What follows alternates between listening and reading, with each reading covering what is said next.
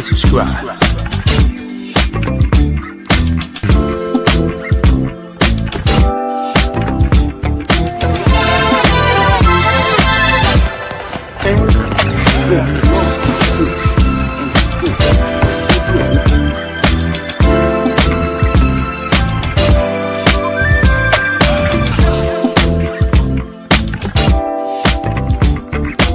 Subscribe to my guy, Uncle D.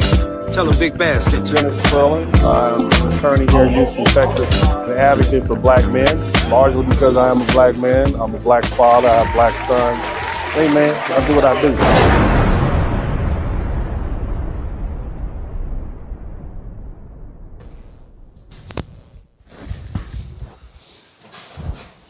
What's up, everybody? Welcome to the broadcast. Shout out to everybody in the chat room, man. I hope you all are having a great day. Shout out to my man, Mr. 43TX. Always good to see you in here, brother. As you guys know, I am an active dad, and let me tell you what I did today. Today, I woke up, okay, bright and early, and I went to Shotokan, and I participated too. After that, I had to, my wife and I had to go to a tire shop to get her some tires. Then after that, my sons went to jiu-jitsu. And then after that, from about 1 o'clock to 4 o'clock, I went to my son's football practice, spring training, even though it's technically fall. So I'm here a little late tonight, man, but I hope you all appreciate the time and energy I spent. I want to make sure, I know you guys missed me last night. I tried to take a little time off. You understand? Do a little few things, get a little me time in. Somebody type me time in the chat room. And, you know, I think I'm better when I take a little break. And, of course, you want to have time with the family. So, you know, I appreciate you guys working with me on that. That being the case, make sure you do me a favor. We need to make sure you subscribe as you come into the channel. That's the first thing. The other thing I always tell you guys is, if you learn something, I should earn something. And lastly, but of course, very importantly, I need you to make sure that you like and share what we're doing here. Now, tonight's topic is basically, it's entitled Winning Victimhood Olympics 2026, Gold Medal for Complaining. And, you know, it has a lot to do with white grievance and the perceived oppression that white folk think they're undergoing at this point. And I think a lot of people, especially people of African descent here in the United States who can trace their roots back to the slave trade, will find this a bit laughable. But, you know, for generations in America, black Americans endured harm that was codified into law. Our exclusion wasn't incidental. It was enforced by courts and police and banks and legislation.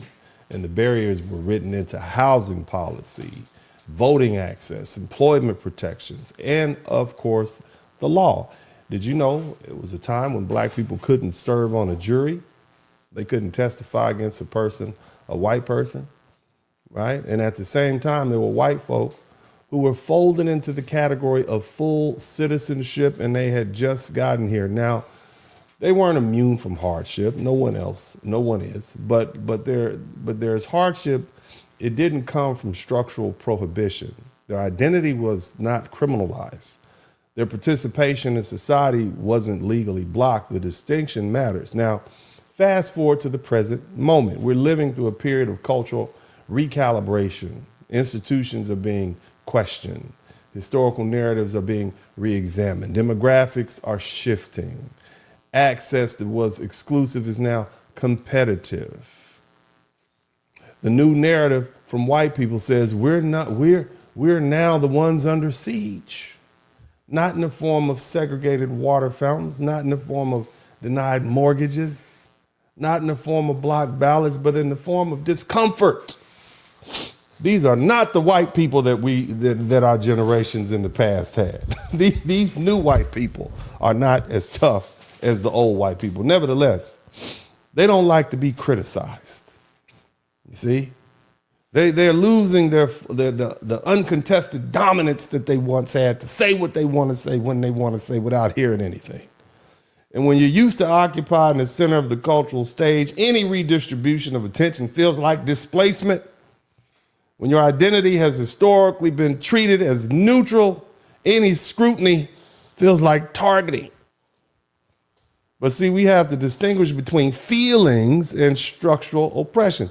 Those aren't the same thing. I mean, white people's grievances is an interpretation of change that they don't like. And what we're seeing increasingly is the transformation of grievance into a claim of victimhood, not as personal feelings, but as a political identity.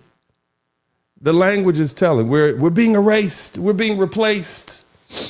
We're not allowed to speak and say what we want to say. These marginalized groups get to talk back. And notice what is happening. The framework of historical oppression, language that once described forced exclusion, is being repurposed and described as cultural discomfort. This is what I mean when I say oppression Olympics. This isn't a competition over who suffered historically. The record on that is well documented. It's a competition over who gets to claim victimhood status in the present day. Let me run that back to you. This is a competition to determine who gets to claim victimhood status in the present day. White people recognize that victimhood, if we can say we're victims, then in modern politics, that carries power. And it will give us the moral authority that these black folk have had and these other minorities have had. And on top of that, it attracts sympathy and it justifies a reaction, even if that reaction is an overreaction. That's what you see happening with ICE. Now, whatever your politics are, if you support ICE or not, hey, whatever. I'm just saying, just pointing it out to you. But the other thing it does is it mobilizes anger. And if you can place yourself as an injured party, you gain leverage, you gain emotional high ground, you gain permission to respond forcefully, even to use excessive force. So the struggle becomes about claiming the language of inequality. And that is a profound shift. Now, here's the funny part. Dominant groups normally don't describe themselves as oppressed. And clearly, whether you believe it or not, look. Let's look at some numbers so we can ground this conversation before we move forward. All right. Number one, let me just state emphatically, white people are not oppressed. White people who are here, all my white supremacists, come on in. You know, Uncle D likes to talk to you. You are not oppressed. Okay? Because, see, when people say we're being pushed out, I like to ask a simple question. Pushed out of what? Exactly. I mean, let's start with political power. White Americans, and I'm talking about non-Hispanic white Americans, they make up 57 to 58% of the U.S. population. That's the baseline. But in Congress, they are roughly 3/4 of the members of Congress. And so the group that has only 57% of the country holds 74 to 75% of the seats that are writing the law. Okay, and that's not exclusion. That is clearly overrepresentation. Let's move on to the corporate power. About 500 Fortune 500 companies, the biggest corporations, or should I say, out of 500 of the Fortune 500 companies. These are the biggest, most productive corporations in America. Out of 500, only 10 of them are led by black people. That's about 2%, which means that means 490 of the Fortune 500 companies are led by white folk. You understand? They're led by white executives. They have corporate boards. In that regard, roughly 3/4 are white. Again, they're not locked out. They are very much inside. Somebody type inside in the chat room. Now let's talk about wealth, because money tells the truth when emotions don't. White households control 80% of the total household wealth in the United States. That's 80%. The average white household has over $1 million in wealth. White While you're looking at black and Hispanic households, they have a fraction of that. The median white household, the middle, not the richest, has about 6 times the wealth of the median black household. That's not persecution. That is clear concentration. Homeownership. About 75% of white households own their homes. For black folk, it's about the mid-40s. And that gap didn't appear because someone forgot to work hard. We have been working hard. It reflects decades of policy, access, and accumulated advantage. Again, where is the oppression? This is what we're talking about regarding income. When you talk about white people or non-Hispanic white people, the median household income is about $89,000. That's not poverty rates. White Americans have the lowest supplemental poverty rate of any major racial group. Life expectancy. White Americans live longer than black Americans on average. Health outcomes, white wealth accumulation, political representation across the board. The numbers show stability and dominance, not marginalization. So when someone says we're oppressed, we're the new oppressed class, I'm genuinely curious. Oppressed? Where? Not in Congress, not in the boardrooms, not in household wealth, not in home ownership, not in life expectancy. Oppression doesn't usually come with 75% control of the political power and 80% of control of the wealth. Oppression doesn't usually come with dominant representation in corporate America. Oppression doesn't usually come with the lowest poverty rates and the highest asset ownership. Now, does that mean every white person is rich? No, I'm not saying that. Okay, there are people who are struggling, white folks who are struggling across the country. Poverty doesn't check skin color before it knocks on the door, but we're not talking about individuals right now. We're talking about structure. We're talking about as a whole. And structurally, the data is clear. The white folks who are the dominant group normally don't describe themselves as oppressed because the numbers don't support the story. Dominant groups might feel criticized. They might feel challenged. They might have their little feelings hurt. They might feel uncomfortable. But discomfort and domination aren't the same thing. If you control most of the seats at the table, most of the wealth on the table, most of the companies building the table, you aren't being colonized. You're being questioned. And there's a difference. Okay? Those are two very different experiences. So before we move forward in this discussion, let's keep it one thing straight. Feelings are powerful, but statistics are stubborn. And the statistics don't describe a group being pushed to the margins. They describe a group that still sits at the center. Now, culturally, centrality becomes less automatic when there's more people around. There's a scramble to reinterpret the shift as persecution, but ask yourself, what does persecution actually look like? Is it criticism in the media? You don't like what people are saying about you on the internet? You don't like the demographic change? You let all these people in because you didn't want to do your own work. You didn't want to pick those tomatoes and wash your own cars and cut your grass and take care of your own kids. You let them in. Is it diversity initiatives? Is it losing guaranteed advantage? Let's talk about it. Let's go a little deeper. When the dominance has been normalized for centuries, equality feels like instability. That's what's really going on. And that's an emotional reaction. It's not surprising, but emotion isn't evidence. And discomfort isn't disenfranchisement. See, what we're witnessing isn't the emergence of a newly oppressed majority. Not every loss is oppression. Not every criticism is discrimination. Not every shift in cultural norms is colonization, because when the dominant group begins to see itself primarily as oppressed, the consequences are symbolic. And this is where black folk need to pay attention. I want you to listen to me. These people are out here claiming like they're victims. So what are the consequences going to be? Legislative changes, institutional changes, cultural changes. What do you think these laws outlawing what they call DEI, affirmative action, about. That's legislative changes because they were allowed to, they think themselves oppressed. Institutional changes.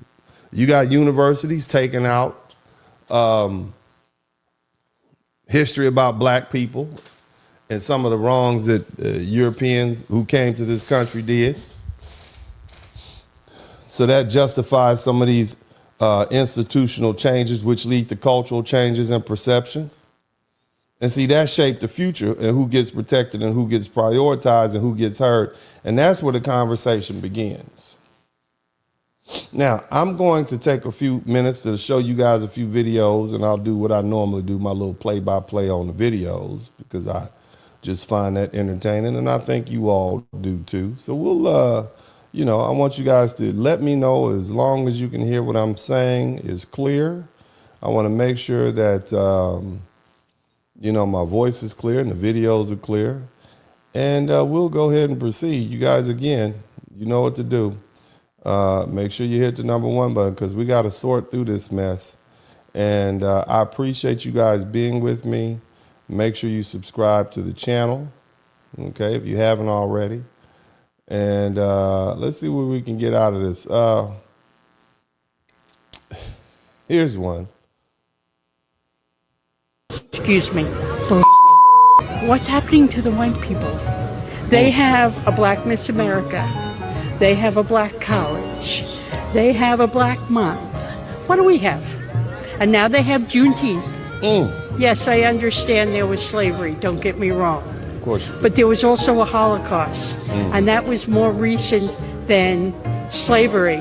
But you don't hear the Jews saying, gimme, gimme, gimme, gimme, gimme. Okay. What's the point of Juneteenth? What is it? I don't know. All right, first of all, I want you all to show me some appreciation, because I didn't interrupt her, because I know you all complain about me interrupting. Now, I find it interesting when I don't interrupt and I let these people ramble on and you all get to screaming at your cell phones.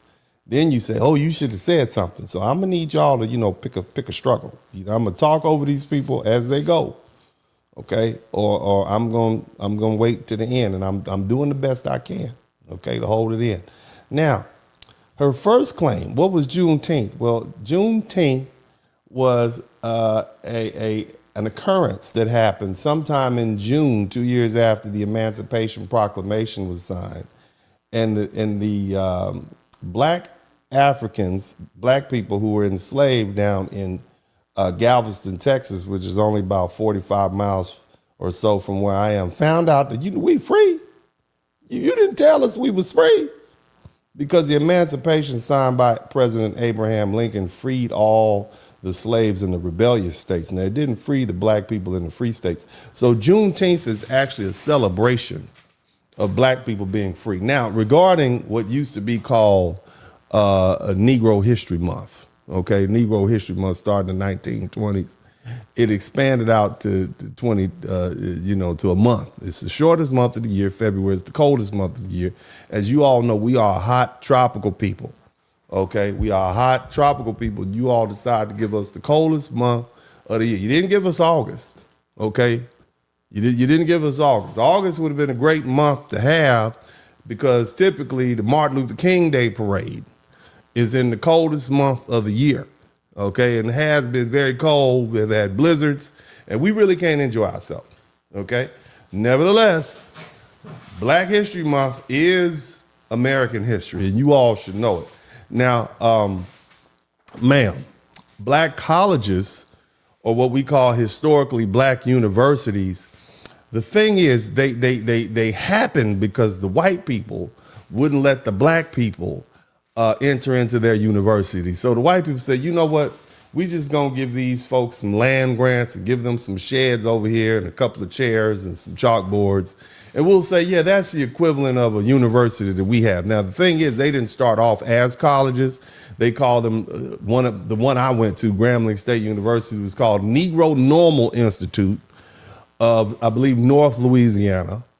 And it oftentimes we had teacher colleges and so on and so forth. But for the most part, they grew over time because our foundational Black American ancestors said, hey, you know what? If you guys are we're going to make the best we can. We're going to do the best we can.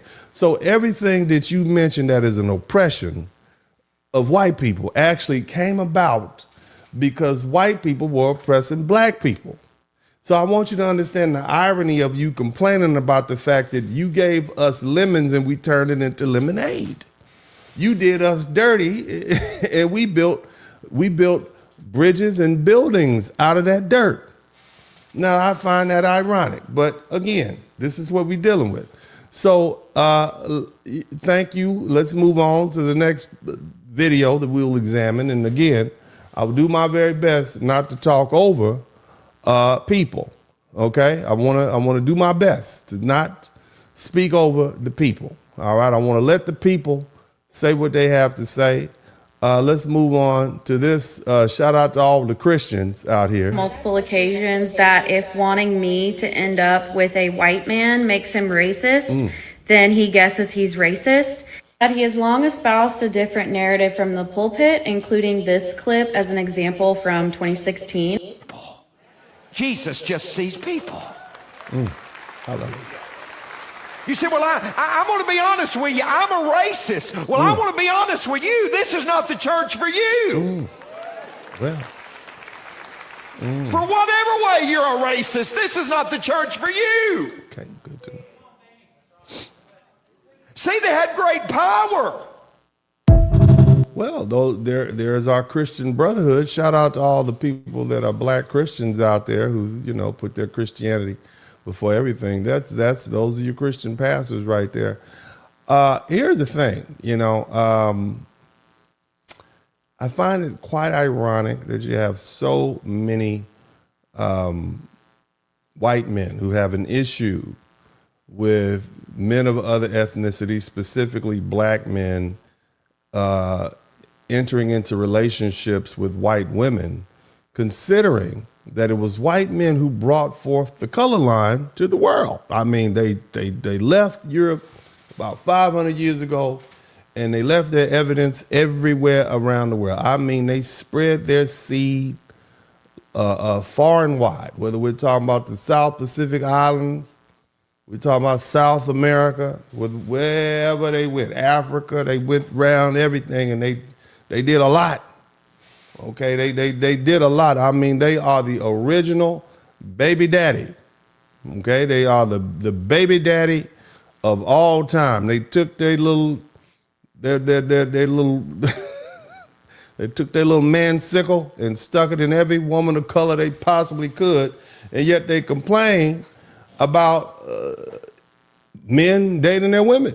I just find that highly ironic. To me, it's almost like chickens coming back home to roost. I mean, white men have stuck their little popsicle in everything they possibly could, and they have a problem with other men doing the same thing to them. But hey, look, this is my thing. You know, what's good for the goose is good for the other geese. You know, I'm just saying, and that seems like it's what's happening here. But this is another video that kind of expresses that same sentiment.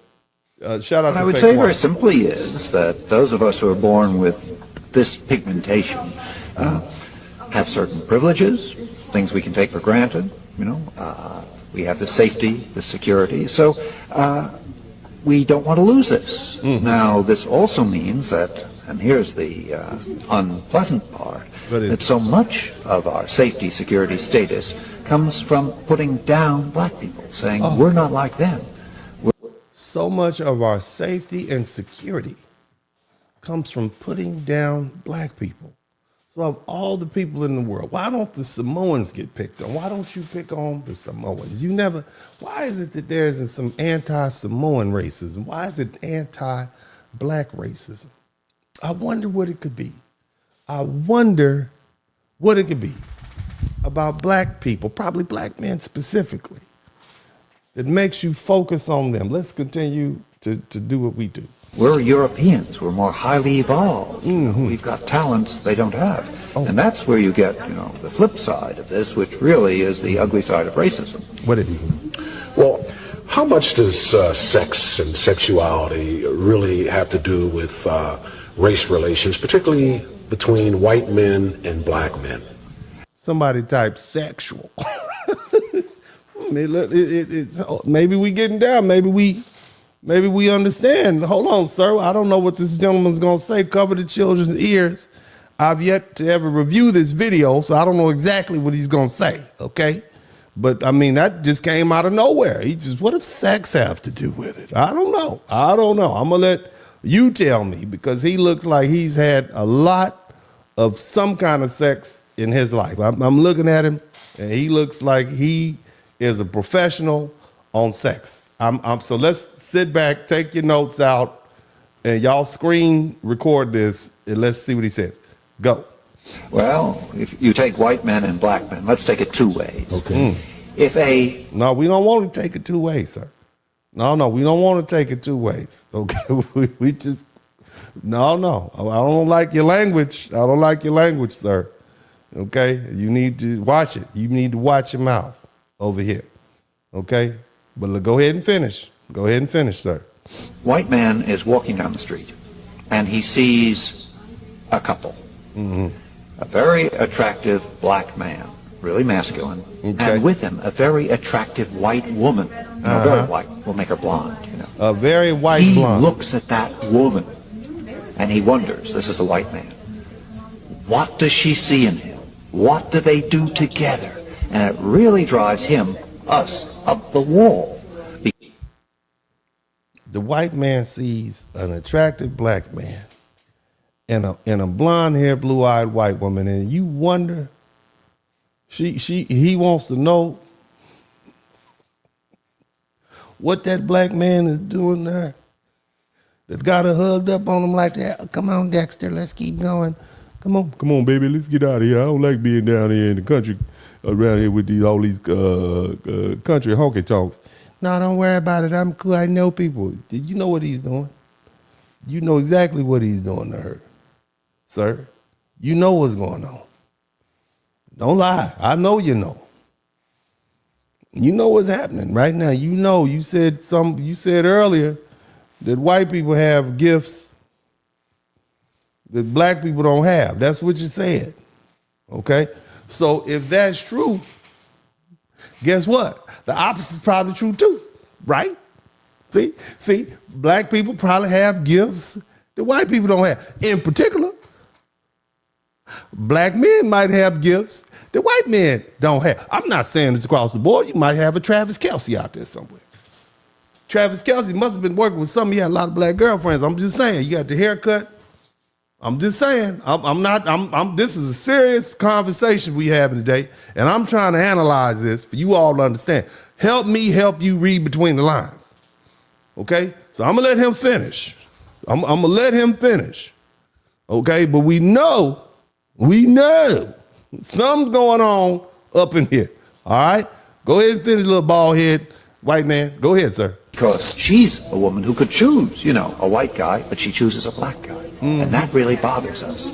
And as a result, what we want to do is some way take that black man away, because we begin to say, hey, is she having a better time with him, in various ways than she can with me? And so he's competition for us. And you know how people react to competition. How do you rise to the level of the competition?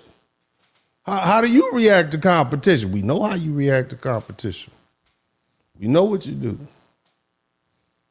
We've seen the photographs. You get your little lynch mob together, and y'all go have an unorthodox barbecue, and parts end up missing off of. We know your fixation. We know what the problem is.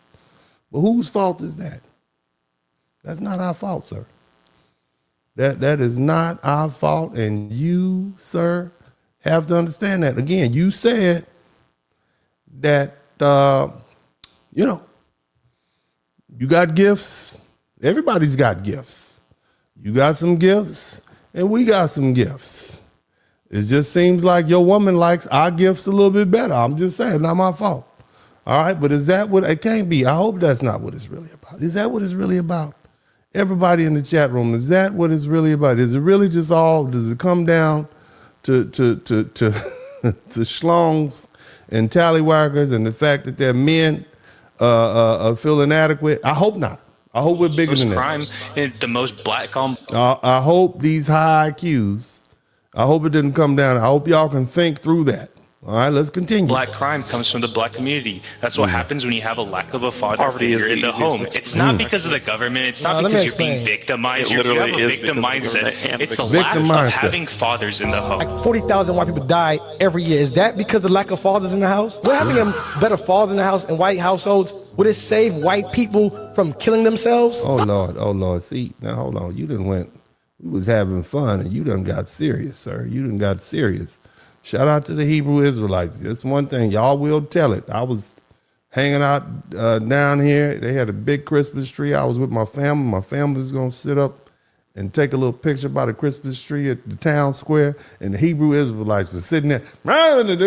Esau. I'm like, damn, I can't even take a picture. Baby, just take them out the screen. Just take them out the screen. Well, you American Negro, brother. All right. Well, okay. Yeah, man. Come on. We just trying to take a picture in front of the Christmas tree, man. We know Jesus is black. Come on now. Let's just scoot over a little bit with your bullhorn. Leave me alone. I just want to take a picture by the Christmas tree. The first time I got the whole family together. No, brother. I'm like, all right, whatever. We just got in the Uber and went on. We like, I ain't about to argue with them, man. All right, but anyway, let's keep going. If black people are victims, if black people are inferior, then you ask me, how come America? This is a time on America. Mm-hmm. Slavery, Jim Crow. During that time, you had redlining, mass incarceration. You got New Deal programs. Your people got the GI Bill. Ronald Reagan sold drugs to black people. If white people are so much better than black people, and black people are the victims. If they so much better, why'd y'all need all that help?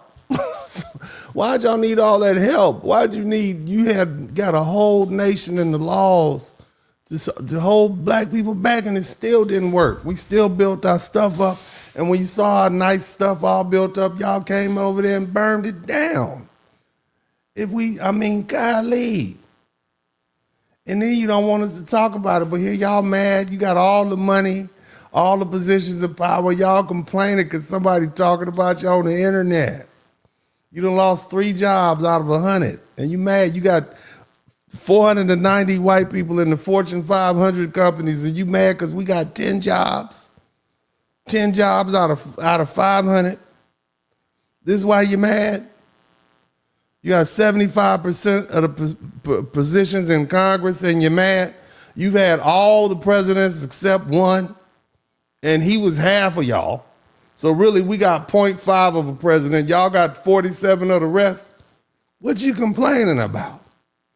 Golly, let's let this brother keep cooking. Then why do white people have to go all out their way to do all this? You should just let us be if we're not capable of doing anything. Yeah, that's a good point. You understand what I'm saying? If we just wasn't capable of doing anything, they wouldn't have all these laws in our way. We'd be like little babies just laying on our back, helpless, couldn't do anything. You see, that's the problem. That's the problem. You understand? Now, let's keep pushing. Let's listen to some more complaining. There's some more complaining. Of color. Yes. Yes. I am the daughter of immigrants. I am a Muslim. I am a feminist. I am a lefty liberal. I wouldn't I see your face. And what I want to ask you is, am I your enemy? You're not subjectively my enemy, but what you are promoting will lead. He sounds so intelligent with his nose flared up like that. It's what you're promoting. To the disappearance of my people and my culture. Ain't nobody promoting the disappearance. Nobody even knew y'all were in Europe.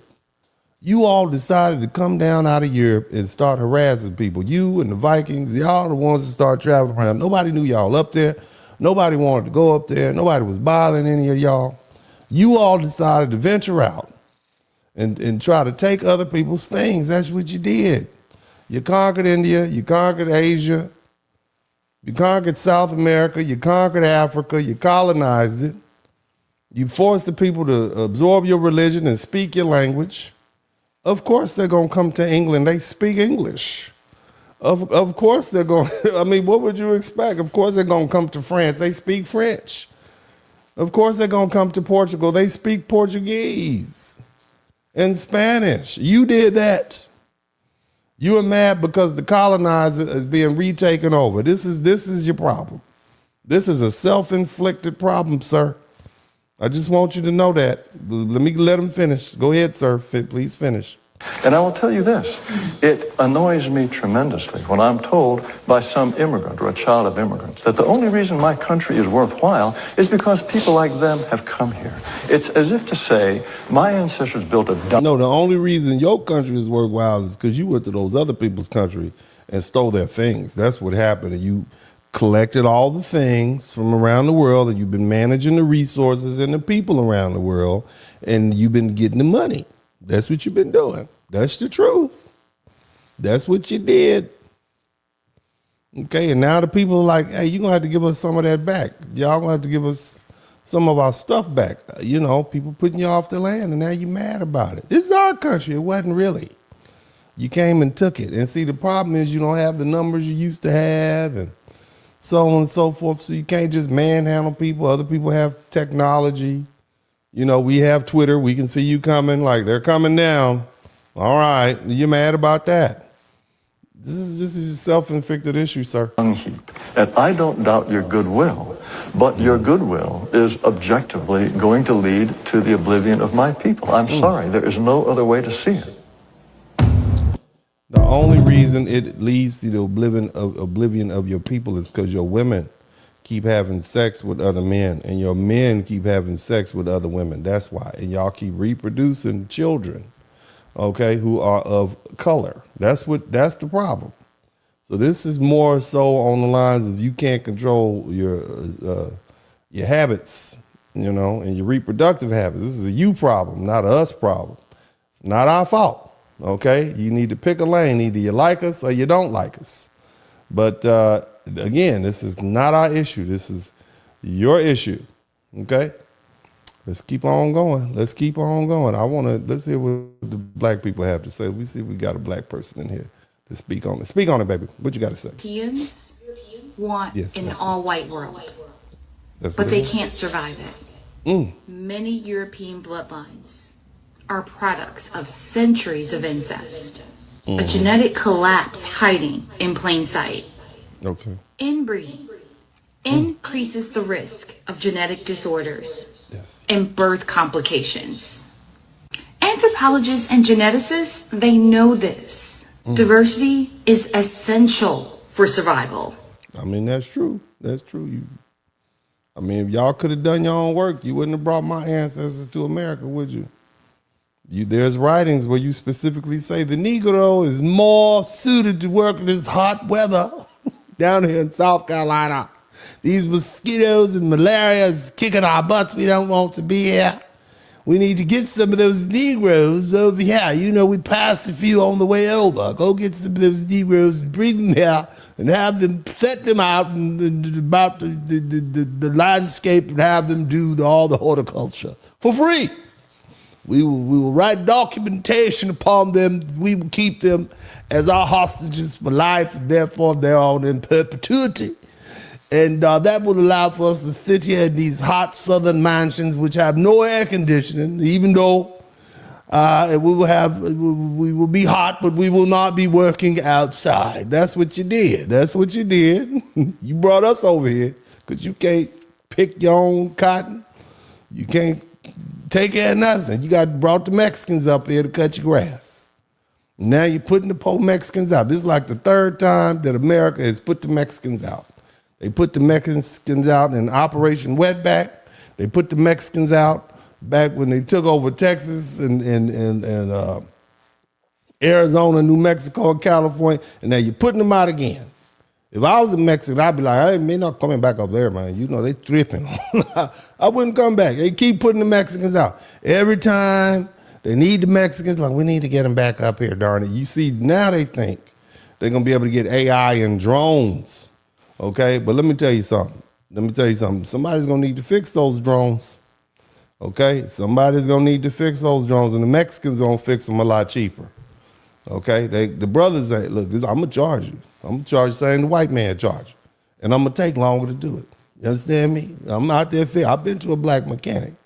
He gonna take a lot of breaks. He going to do a good job after a while. He ain't gonna be there when you call. He got to go to the parts store to get another part because the one he ordered was a little off because, the serial number was a little different. He gonna have to check the junkyard. Okay? He gonna have to do that. White man's gonna just say, it's gonna be, whatever the price is plus 80% on top of that. Okay? And he just gonna get some Mexicans to do it. All right, so at the end of the day, is you either got the Mexicans or the black dude. We ain't doing it. We're not gonna fix your drones. We ain't gonna fix your cars. Okay? We're not. And so you're gonna have the Mexicans come back. Another 10 years, Mexicans will be back up here again. We know what you do. That's abuse. Y'all been abusing Mexicans. Okay, white people? You're wrong for that because you don't want to do your work. You really want us to get back out there. Y'all thought if you put the Mexicans out, the black people's gonna go back to the fields and pick some strawberry. We ain't picking a damn thing. I can tell you that now, okay? We ain't picking a damn thing. All right, we'll fight you before we pick any damn thing. Any black people in the chat room, any of y'all, I ain't picking nothing. I ain't gonna even pick my nose, okay? Nothing. No, it ain't happening. I'm just letting you know. But we can let this pretty girl keep talking. Keep on talking, pretty girl. Yet the narrative of white purity persists. Purity. A religious and ideological ruse. These churches preach violence against women. They reduce women to reproductive vessels and codify inequality with their scripture. That's what they do. And the irony, in all white lineage, that's genetically unsustainable. And the only ones that will actually survive are those with enough diversity in their gene pool. Enough diversity. That dirty word, diversity. Diversity. Ooh. So any dream of white supremacy is actually biological death sentence. Yes. And at this point, why fight it? Let them continue. Because nature will take her course. Don't be like that with white people. White people make sure your planes get to their destination on time. Don't be like that to white people, baby. Okay? Let me say something. Okay? Let me say something. Okay? I know I got a lot of black people in here. I got a lot of black people. But white people are good at organizing. They're good at management. We need white people to manage some stuff. They're good at it. Okay? All right? They might do a little stealing. They're going to do a little stealing. They do a little embezzling. Okay? But at the end of the day, okay, they're going to make sure everything is technically sound. They're going to organize everything. Okay? Because let me tell you something. Let's be honest.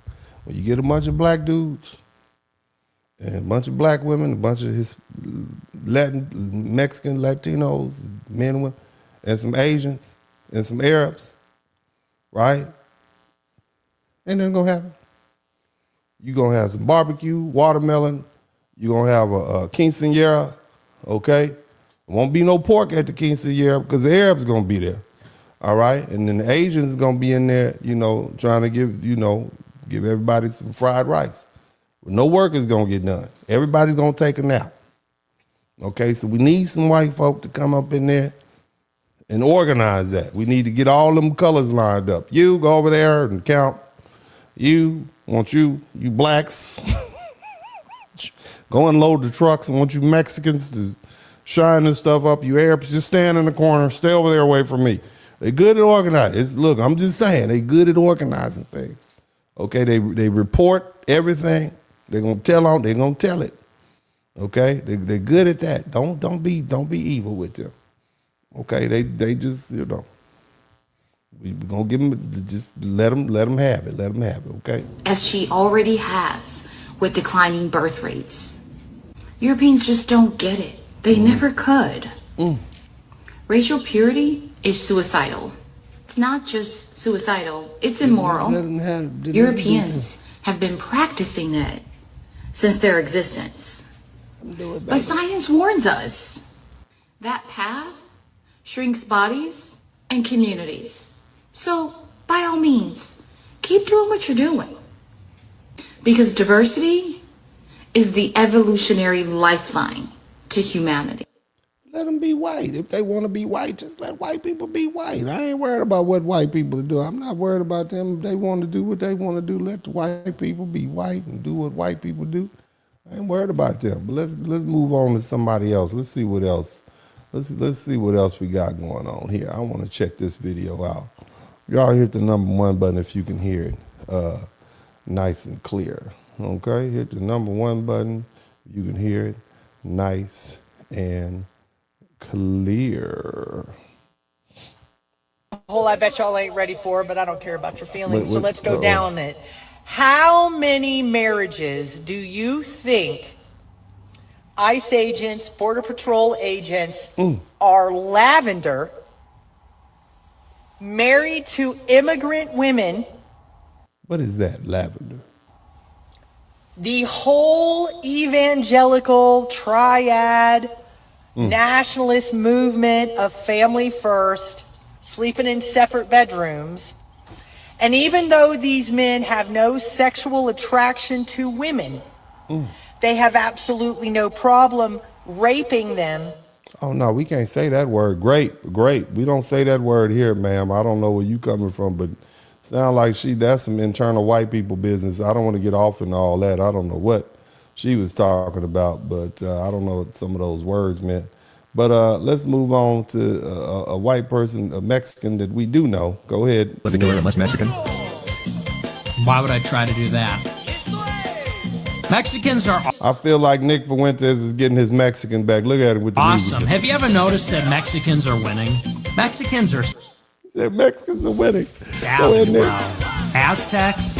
We're fucking Aztecs. Bro, they're cutting people's heads off. They're scalping people. So W us. We just do it. He said us. Nick Fuentes is... He I don't know if you guys know him, but that little fella, he's like mixed. He's like a Mexican, some kind of Mexican, Italian, non-Aryan white person that carries the line for the racists and the bigots. You see what I'm saying? And the irony is like, dude, you wouldn't even fit in. They won't even let you in the group.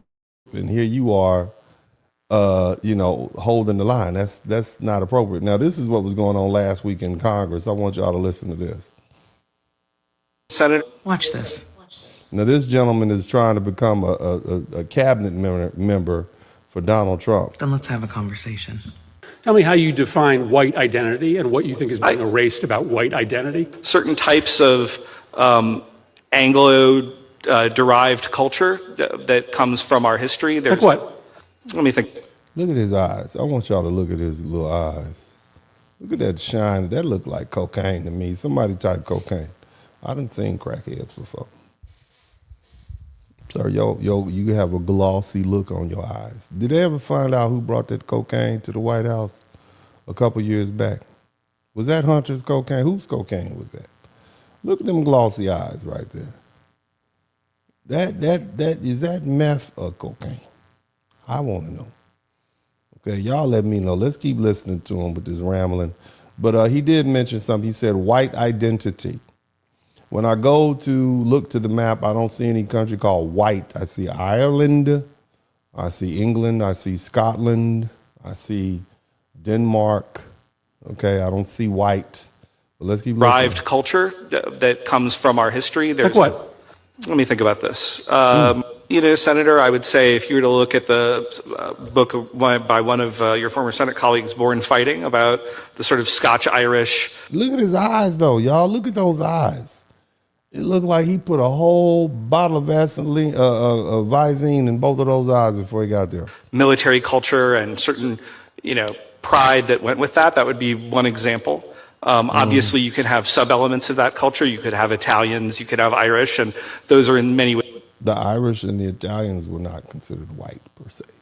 They were treated pretty poorly, but go ahead. Yeah, but you're worried about white culture. You're not worried about, you're now retreating to ethnic identity. You don't speak about ethnic identity. You speak about white identity. So tell me the values. There is no such thing as white identity because there's no culture of white.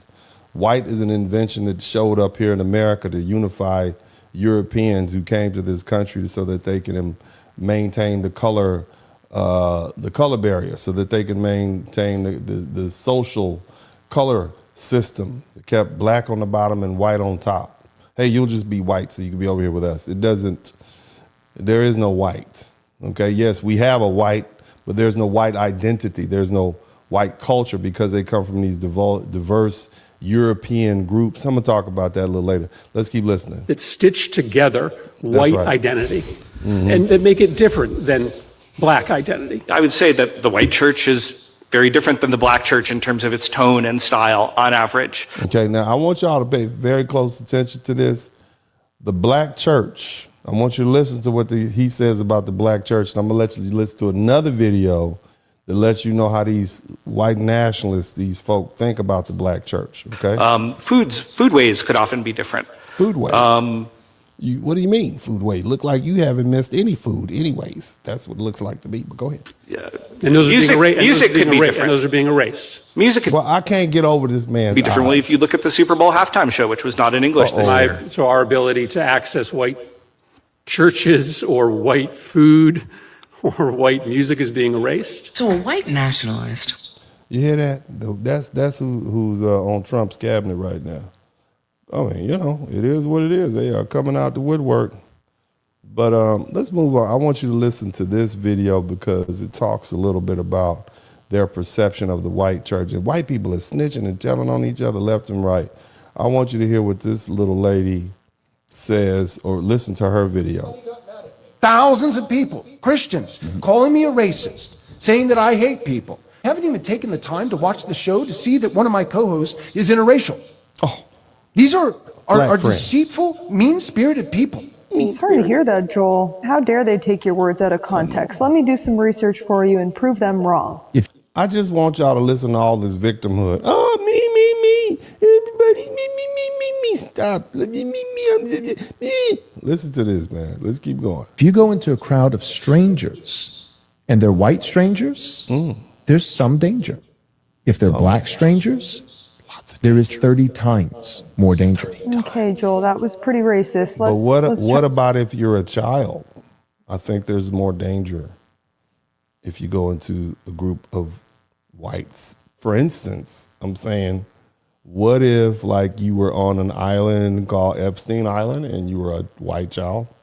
I think it would be pretty dangerous, sir. I think there's 100% chance that something atrocious would happen to you. I'm just saying, okay? But anyway, let's keep going. Go ahead, little lady. Let's try the next clip. About 90 to 95% of the black church in America is objectively, by the standards of Scripture, heretical. Did you hear what he just said? You hear what the other fella said? The black church is different. And this dude just says it's heretical, which means it's for everybody who's slow. It's against Jesus. Okay, it's against the Lord. That's what they're saying. Okay, it doesn't even constitute a true church. Okay, it's not even a true church. Black church, all you black folks, your church is not even a true church according to these white folks. The black church is making them a victim. Anything that empowers any person of color is oppression to these new white people. Somebody type new whites in the chat room. You new whites, y'all not like Bull Connor. You know, the generation that came before us, they got some real white people. They got tough white people. Okay, this is some soft white. They don't like words. That's also pretty racist. What should I say to my friends who attend the black church? If you listen to the message and you believe what they're saying, you will go to hell. You're going to go to hell. Now, as I recall, was Jesus white? Because I don't even know if Jesus was even white. I mean, I think Jesus was from like Africa extension. And if I recall, because I hadn't read my Bible in probably 2-3 hours.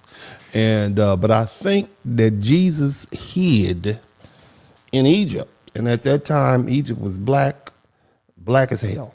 Okay, it was black as hell. It was still black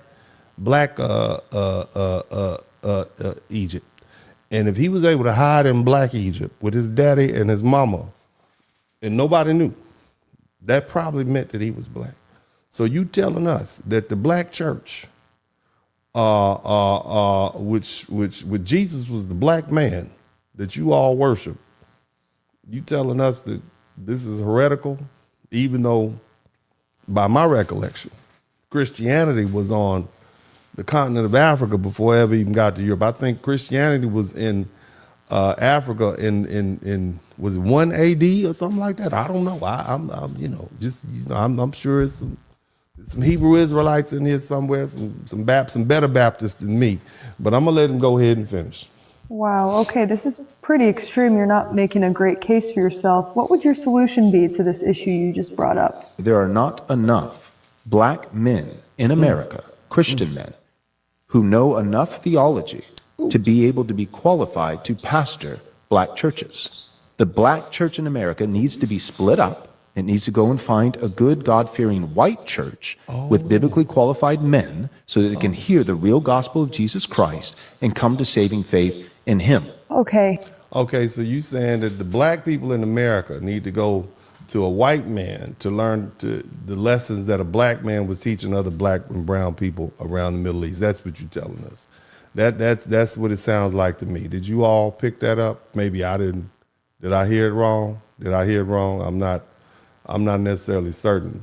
I don't want to listen to it again.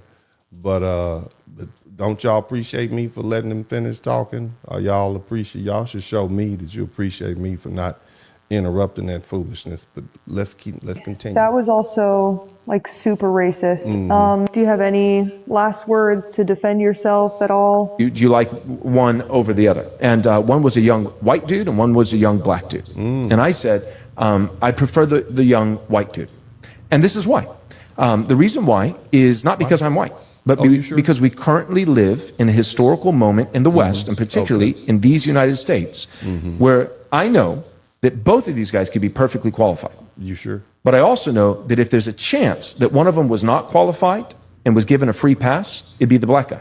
I know that young white guy, there's no way he got a free pass. Okay, Joel, so I've looked. All right. So, sounds pretty racist to me. I'm just saying it sounds pretty darn racist to me. But also the victimhood. It's the victimology for me. It's just too much victimology. All this complaining, blah, blah, blah, blah, blah. If you're better, just be better. If you're better, just be better. Okay, let's see what else we got. People are free, they're gonna ruin our society and make us all poor. Well, we're getting poorer, but the black people are still poor. It must be those damn socialists. You hear what he said? Shout out to Red Sigma. As long as the black people are poor, because remember, white supremacy depends heavily on how poor black people are. All right, they base how well they're doing by how not well black people are doing, and I find that interesting. But let's let him Still finish. getting poor. The black people are still poor. The socialists are all broke. The Muslims attacked! Invade their country! Still getting poor. The black people are still poor. The socialists are still poor. All the Muslim countries are poor. What's going on? It has to be the illegal immigrants. We're all still poor and there's a global pandemic. It's obviously anybody who won't wear a mask and get a vaccine that's the problem. Everyone's still poor and getting poorer except the extreme elite.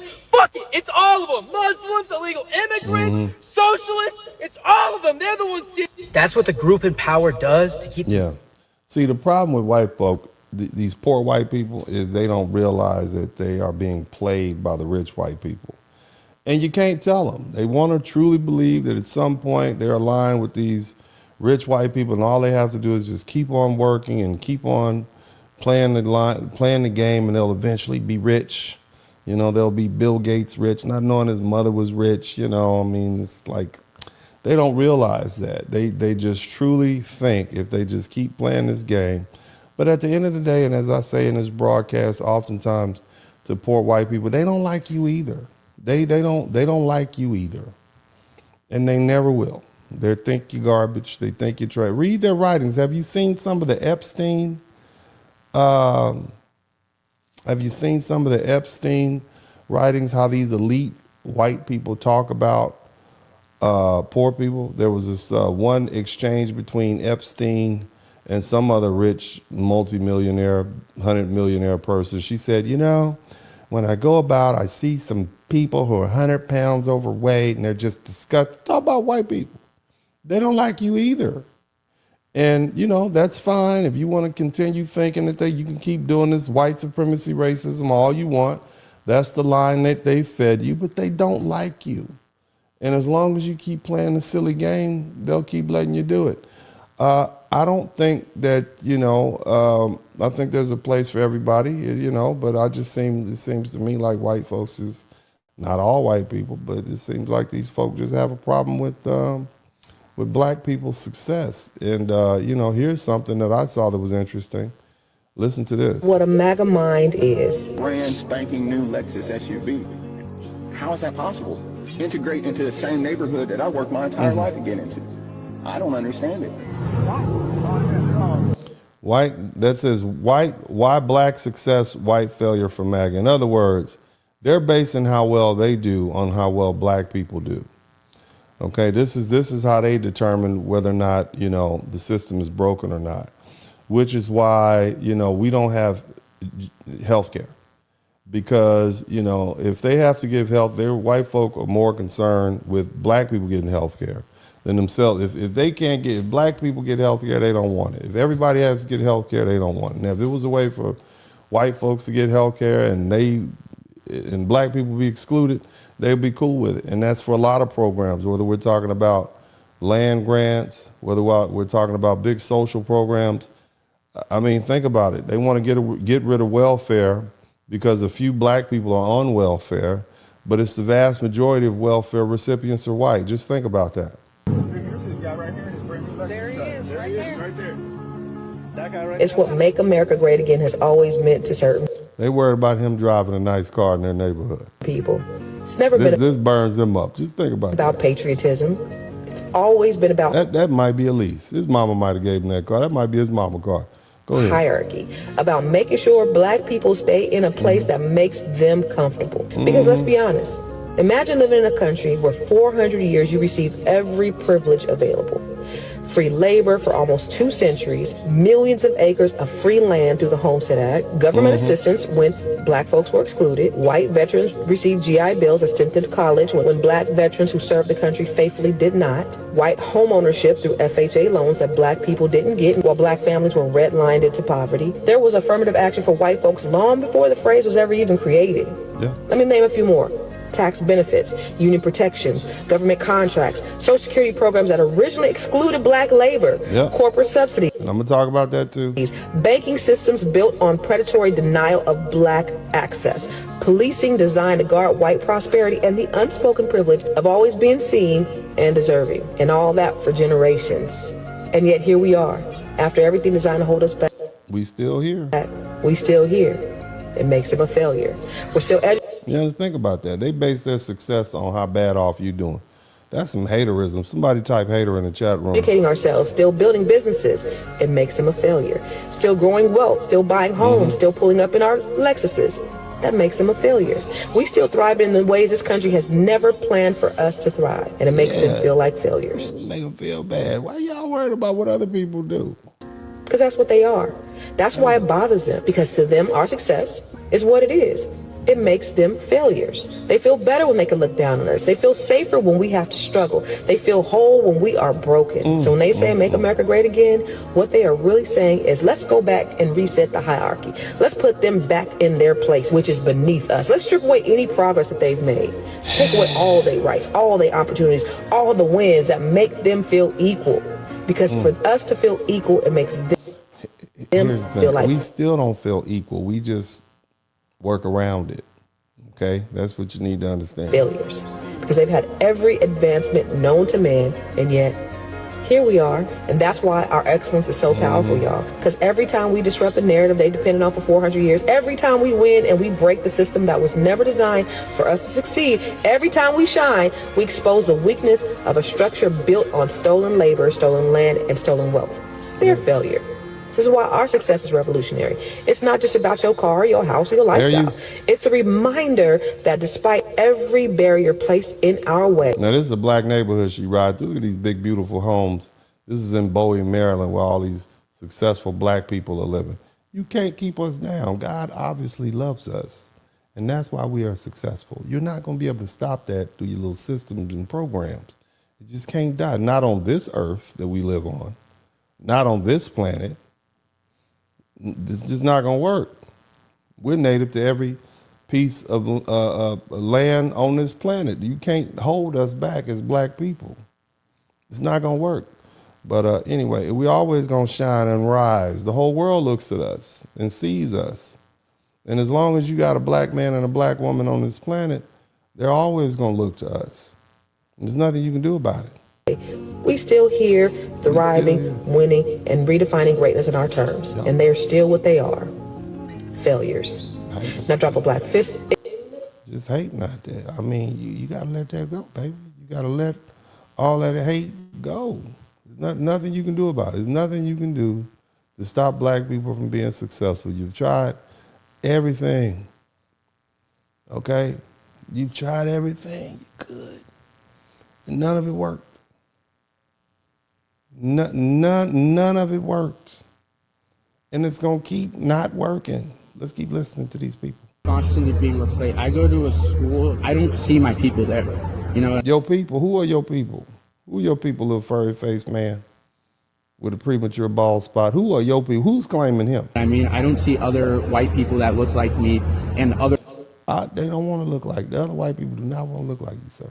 Christians that have other values like me. In the city I live in, there is a 90... Do y'all want to look like this white man? Where are the rest of the white people at? Is this the type of white man you want to look like? Is that who you want to look like? Okay? I hope not. I mean, I hope not. I hope you want to aspire to look not like him. Okay? You got a neck beard. Okay? You got the nostrils look like they've been pinched. Okay? Living in his mama's basement. Playing Call for Duty, calling 12-year-olds the N-word. That's what he's doing. With a American flag do-rag on his head. Okay? And your collar's popped up on the right side. So you just borrowed somebody's coat and put it on so you can kind of look decent for this interview. That's what you did. The collar on this man's left shoulder is popped up. Sir, you put the do-rag on your head to hide your scalp because you got a premature bald spot. You probably hadn't had a haircut. You look dusty. Okay? You look musty and dusty, sir. Okay? I'm just letting you know.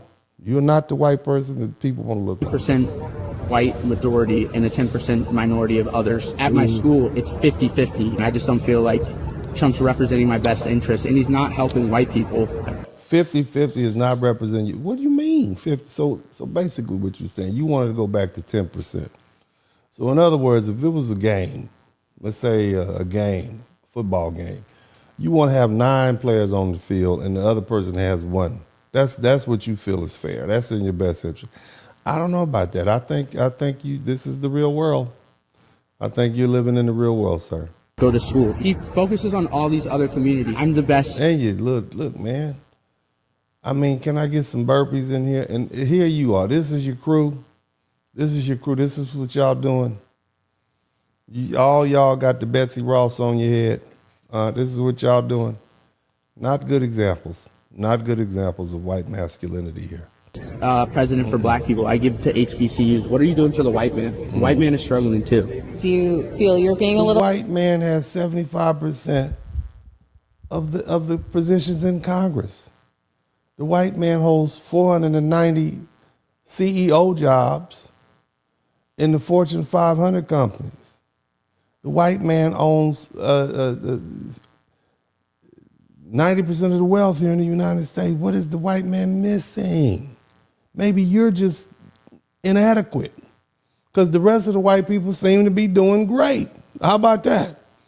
To just be honest, it look like the rest of the white people doing good. You just not doing good.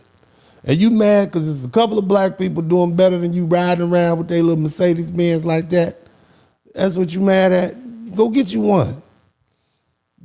First of all, you need to do some sit-ups. That's what you need to do, sir. Racist right now? No. No? I feel like I'm advocating for my people. This country was built by white people. It was built by white people. You wasn't the white people that built it. I can say that for sure. Your white people just showed up after it was built. I can look at you. You ain't built like the white people that built it. Okay, so you look like the white people that showed up in 1919 from some country somewhere in Southern Europe, okay? You are not them, respectfully. Matter of fact, you look like a hippie that smoked weed at Woodstock, actually. But go ahead. By Native Americans. Native Americans did help, and I think we did them very well. The Native Americans helped. The Native Americans didn't build a damn thing. They was running and shooting and living in teepees. You know who built the black Native Americans built it. And we should have given them reparations. They were killing each other. It became bad. We brought over the Christian society. Y'all brought peace and tranquility at the end of a musket to the Native American. Boy, they have a distorted way of looking at it. All the founding fathers were Christian and white. All the founding fathers and slave owners. Let's throw that in there. And they were also slave owners who, while they were being founding fathers, they had their farms tended to by black people. Let's not forget that, sir. Let's golly, it's getting very convenient out here with the forgetful history lessons here. I guess they took history out of the school. Let me tell you what the problem is. Okay, the problem is that your deeds are coming back to you. Okay, that's the problem. I understand what's wrong. Okay, here's what's wrong. Listen to old Tucker Carlson. Numbers. So here's what they were. The biggest city in the United States then and now is New York City. Mm-hmm. New York City in 1950 was 90% white. Mm-hmm. 71 million New Yorkers out of 7.9 million were white. Okay. Chicago in 1950 was 86% white. Philadelphia. Now notice he only's talking about the cities. He's not talking about the rural areas where the people of color, black people and everybody else live. He's just talking about the major cities. Yeah, okay? Over 80%. Los Angeles, 94% white. 94% white. That's almost an ethno state, actually, at that point. Detroit, Michigan, home of Ford, GM, and Chrysler, 84% white. Baltimore, steel and shipping capital of the Mid-Atlantic, 76% white. Okay. That was 1950. You know people who were alive in 1950. Maybe you were. Here are the numbers today. Baltimore, 27% white.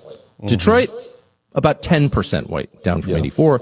Los Angeles, again, 94%, about 37% white now. Well, keep in mind, Tucker, the white people moved out of the city when the black people were invited to come to those cities. Okay? Remember, the black people had to help with the war effort, World War I and World War II, and they stayed because America needed help. Building tanks and jeeps and clothing and supplying foods to our soldiers. Remember that? All the white men went overseas to fight. And so we wouldn't have won the war effort but for those men and women who are operating in those factories in those major cities that you're talking about. So whose fault is that? Maybe you shouldn't have gotten the war and we'd have stayed down south. Maybe that's what should have happened, Tucker. Now, Philadelphia, 36%. Chicago, less than 30%. Mm-hmm. And New York City, again, the biggest city in the country, is now around 30% white, down from 90% in 1950. Yeah. Okay. Well, it is what it is, y'all. Y'all invited a lot of immigrants up here. So we're still looking at videos. You guys let me know if you're enjoying the videos by giving me your comments in the chat room. Let me know that you are enjoying the videos that we're producing here. I go a long way to try to give you guys interesting videos that you can review. Let's continue. Let's continue with another video. I'm going to let me see here. I got one right here for you. I thought this was interesting. What white people really think about other white people. Americans. In Poland, white Americans are seen as very lazy. They're just really talked down on. I'd say loud or obnoxious. Sydney, it's a pretty big tourist destination. Somebody talk about somebody say lazy in the chat room. White. So you saying the white people, the other white people think the white Americans are lazy. About right. Whenever you're kind of out and about, you can really tell when there's an American around, louder than everybody else, and usually complaining about what their food is. How about you? How do they talk about white Americans? Not in a good way. The stereotypes that everyone's obviously very fat, everyone's very rude. I walk through a bar and I go, sorry, excuse.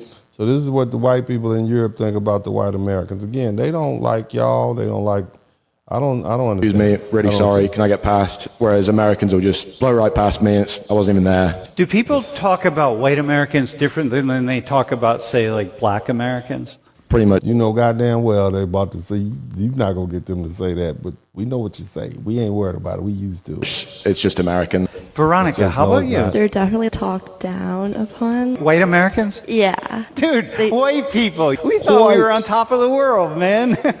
Here you are. You thought the whole world looked up to you, and they think you're a bunch of fat losers. Turns out we're lazy, we're dumb, we're fat, we're ignorant, we're like all these things. Oh my God. See, that's good to be black, isn't it? All right, go ahead. The stereotypes that you just listed, they're always saying those. I have an accent when I speak in Czech. I have an American accent. They're always like, oh, Veronica, you just said that word really funny. And I'm like, guys, I'm just trying to speak. Right. Just let me be. Right. Sophia, how about in Canada? I think they're dirty. They like always talk about like politics in the U.S. This is what white people in other countries think about our white people. How dare you talk about our white people like this? But go ahead. So dirty, mean. Yeah, lazy. So add that, white people, add that to the list. You're also mean. Everyone there is so nice, and they like will go up there, and it's like a culture shock. Just Americans. Yeah. I don't get a pass because I'm white. No. It's like, how about you? I mean, you guys, that black people are the only group of people that have been able to deal with our American-based white people this time. You know, for this much time. I just find that interesting. Not bad at all. It's not bad? Not bad at all. In Georgia, we're really known for our hospitality. And your food, by the way. If we have someone from a different country come, especially America, you can expect getting free food, free drinks from a lot of people. Do you make distinctions between different Americans? I would say older people in their 70s and 80s who were part of the Soviet Union. There's more racism between them. More racism against who? African Americans. The younger generation, though, if you're an American, and you're welcome. If he showed up at a bar in Georgia, be like, oh, dude, you're American. People would buy him a drink. 100%. Do you have any questions now? I would. So y'all get the point, you know what I mean? So it's not just black people in America that have these perceptions about white people. I mean, they talk crap about you, but you don't say anything to them, right? You just give us a hard time. And it's not just black people addressing white people in their habits. Let's keep listening, though. Years of free labor, followed by 12 years of Reconstruction, followed by nearly 100 years of Jim Crow, followed by about 13 years of the second wave of civil rights advancements before we had the first ding on that in the late 1970s. I want you to understand where we are. Where are we at, baby? Tell us. How much we fought to get here. How long we have fought to get the little crumbs of freedom that we've had along the way. Which is making them mad, though. They feel like that's oppression. They feel the response to their oppression to them, we did well with the little crumbs, and they want the little crumbs. Together, if you were to add the Reconstruction period with that period between the 1964 Civil Rights Act and the 1965 Voting Rights Act and its first ding with Bakke, and there's also been compromises to the Voting Rights Act, mind you, since it was passed as well. Really accelerated after the election of Obama. Then they really went after the Voting Rights Act. I want you to know, if you were to add the periods where there weren't successful challenges to those things, we have only experienced about 25 years of quote unquote freedom in this country after being here for 400 years.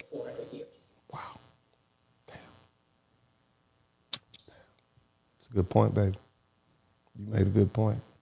You look so smart. I don't know about you. You look so smart and pretty. Go ahead. But I'm not willing to wait another 80 years. Those are some very unique glasses that you have on. Very unique. Go ahead. For them to get their shit right. Oh, aggressive. Aggressive. We need to be strategic about what needs to happen now to advance with or without them. Okay. Whatever you say. Whatever you say, I'm with you. I'm going to listen to you. I'm going to listen to you. I'm going to listen to you again. Whatever you say, I'm going to go with it. But let's go back to white people being oppressed. This is their fear. So let's keep listening. Let's talk about their biggest fear, because I think that explains everything. What is it? White nationalism or white supremacy or white mediocrity, whatever you call it, it's not rooted in pride. What is it rooted? It's rooted in terror. And the terror that one day they will be treated the way they treated everybody else. That fear comes from history, from memory, from knowing exactly what was done in the name of power, in the name of profit, and in the name of dominance. Is that why they keep trying to get us to forget slavery? That was a long time ago. Just stop bringing that up. We'll stop teaching history. Is that what's going on? Is that why y'all changing the history books? Because you don't want the next generations to remember what y'all did and be mad when it's just like, 10 of y'all in the country? Is that what's wrong? You don't have the numbers? Okay, go ahead. Exactly what was done in the name of power, in the name of profit, and in the name of dominance. To understand this, we have to name the brutality honestly. And there's been so many instances, but I'm gonna name a few. Enslaved people were branded with hot irons like livestock. Fingers, ears, breasts, and genitals were cut off as punishment. Teeth were knocked out. Tongues were cut out for speaking their language or telling the truth. Iron masks with spikes inside were bolted onto faces so people could not speak, eat, or cry out. Some were locked in cages barely large enough to stand. Women were raped as policy, not in secret. Rape was used to breed more labor and destroy family bonds. Men were raped as well. That's so sad. Listen to this. Shout out to Jeff Henson. He said, let me guess, you're preaching racial hatred because you're against racism, right? Son, you need to wake up. No, I'm just playing videos, Jeff. Often publicly to break their spirit and strip them of dignity. Husbands were forced to watch their wives violated. Parents were forced to watch their children beaten, sold, or killed. Pregnant women were whipped until they miscarried. Others were worked until labor began and sent back into the fields hours later. Babies were used as leverage. Crying children were silent. Now, I know people don't like to be reminded of the atrocities that they committed in the past, but you're going to sit down here and take your talking to. You're going to listen to this, okay? It's about time you sat down and grew up and listened, and this is just the reality that you lived in. This is the benefits that you receive, so you're going to have to listen to what people have to say, whether you like it or not. It's the internet. Silenced permanently. Some infants were thrown into rivers or fed to animals to terrorize entire communities. People were starved on purpose. They were worked to death on purpose. Bodies were hung from trees, dumped in rivers, left to rot as lessons. When one died, another replaced them without pause. None of this was hidden. It was law, it was religion, it was business. Churches prayed over plantations. Courts ruled that human beings were property. Scientists invented fake theories to justify savagery. Newspapers advertised people like furniture. This level of brutality required complete dehumanization. Empathy had to be erased for it to function. So when white nationalists talk about being replaced, oppressed, we are being oppressed. Look at that. Or erased, understand what you're hearing. You're hearing projection. They are imagining themselves on the receiving end of the world their ancestors built. They assume that if power ever shifted, we would do what they did. But history already answered that lie. Despite centuries of unimaginable terror, Black people didn't respond with genocide. We did not build systems to annihilate others. We built families. We built culture. We built resistance. We built joy. We built morality under we did a lot under a lot of pressure. Jeff Henson says, what about the current slave trade in Africa? That's what we talked about that on Wednesday. Okay, today is Saturday. Today we talk about something else. You missed the Saturday. This is the Wednesday class that you referring to. Just go back to Wednesday. That's when we talked about that. Okay, because see, we talk about everything here, Jeff. Okay, don't interrupt the class anymore. Others are listening. Don't be rude, Jeff. Okay. Conditions designed to destroy it. Black history is not a story of revenge. It's a story. These are white people standing around this man being burned. I want you to understand that these folk are posing for a camera and they're smiling.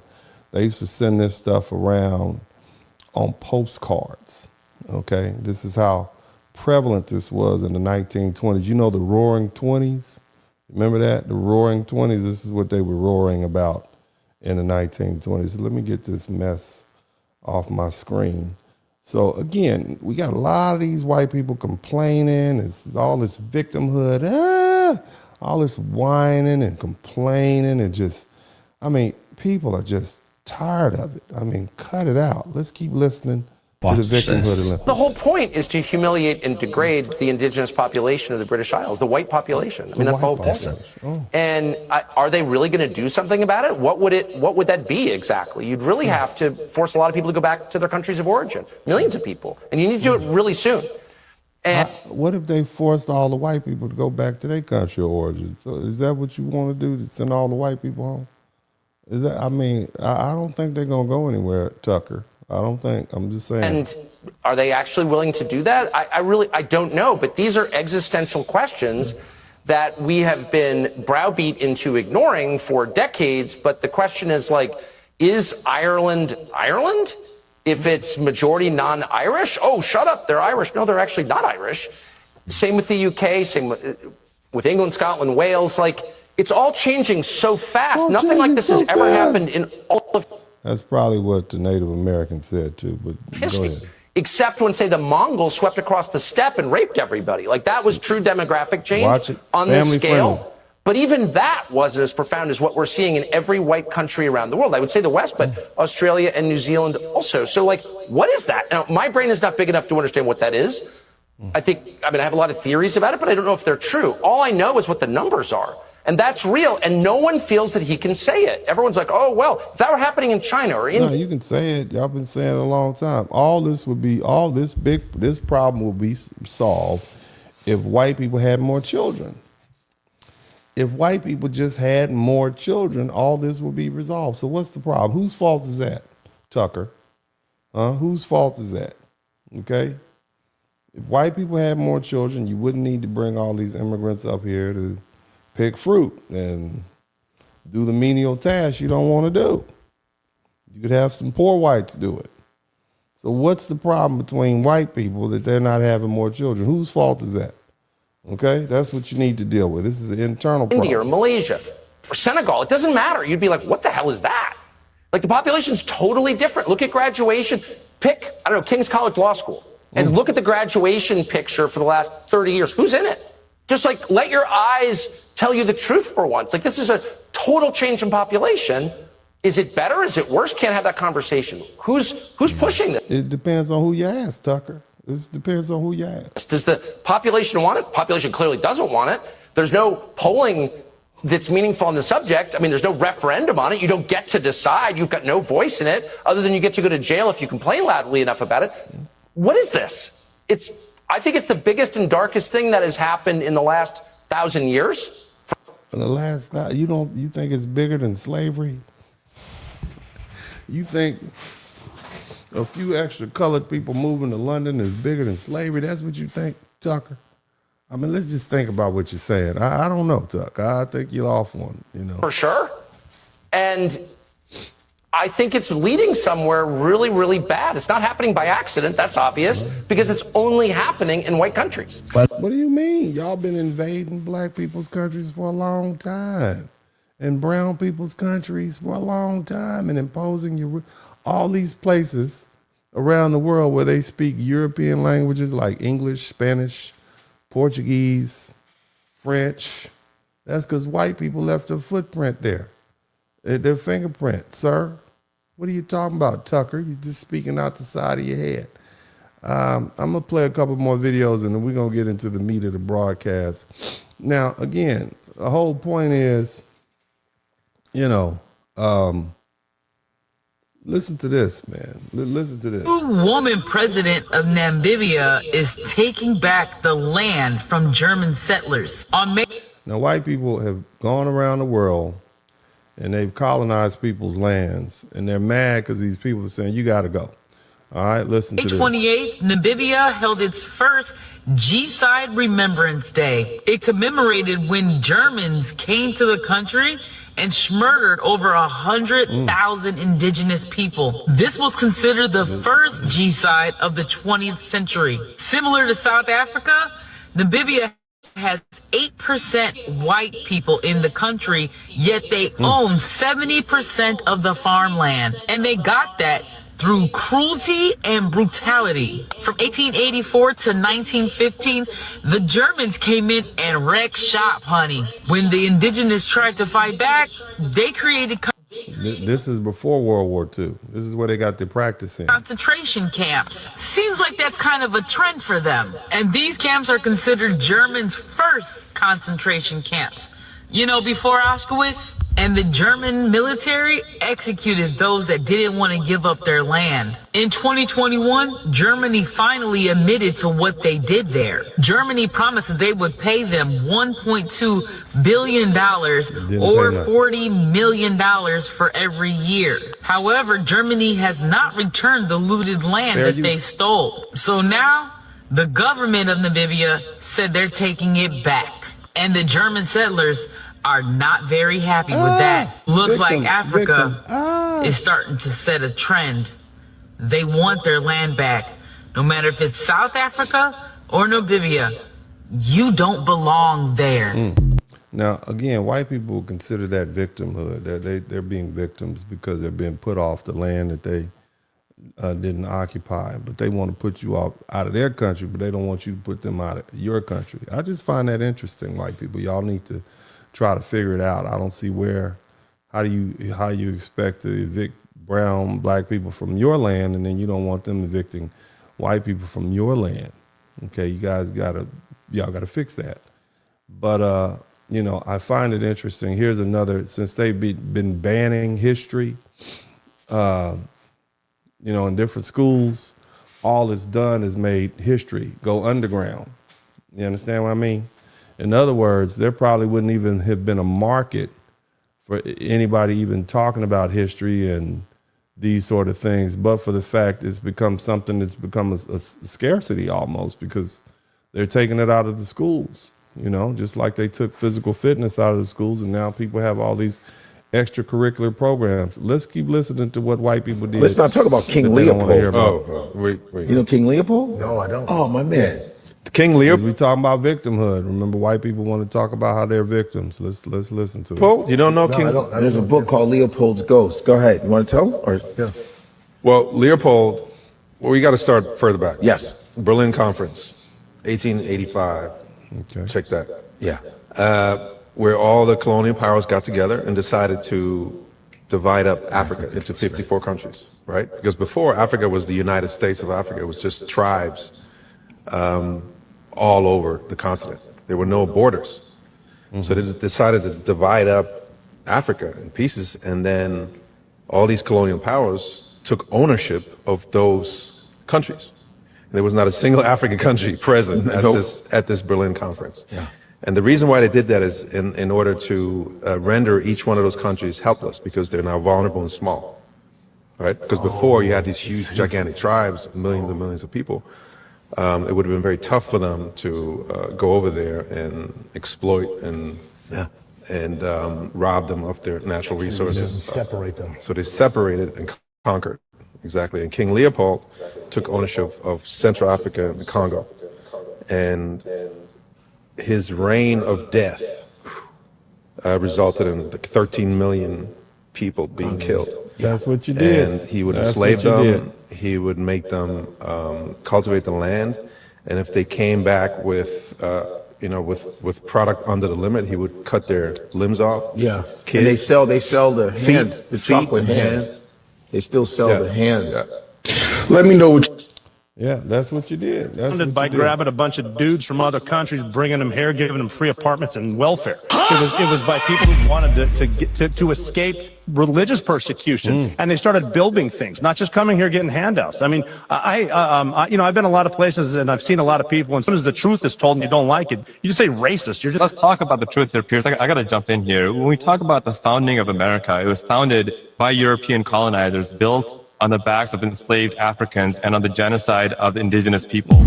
That's accurate. To claim that it wasn't, it literally was. The Homestead Act, which was finally repealed in 1987, gave hundreds of millions of acres of free land to white European immigrants while denying them to the descendants of enslaved Africans. And so even to this day, the single demographic, the largest demographic on public welfare are white Americans. White but there's no people. accountability and restitution or reparations for the enslaved Africans and their descendants who suffered genocide. And we rewrite this history, well, we built up our bootstraps. No, you didn't. You built up on the backs of enslaved Africans who were beaten and murdered and raped. This is the legacy of this country. To be prejudiced against black people and call them lazy requires the highest level of ignorance conceivable. White people, when they came to this land, were the lazy. Good democratic argument of, great, let's help people, but how are you? There are nasty people. There are welfare queens. There are nasty people who take advantage of the system and take away from those who earned it, take away from those who need it.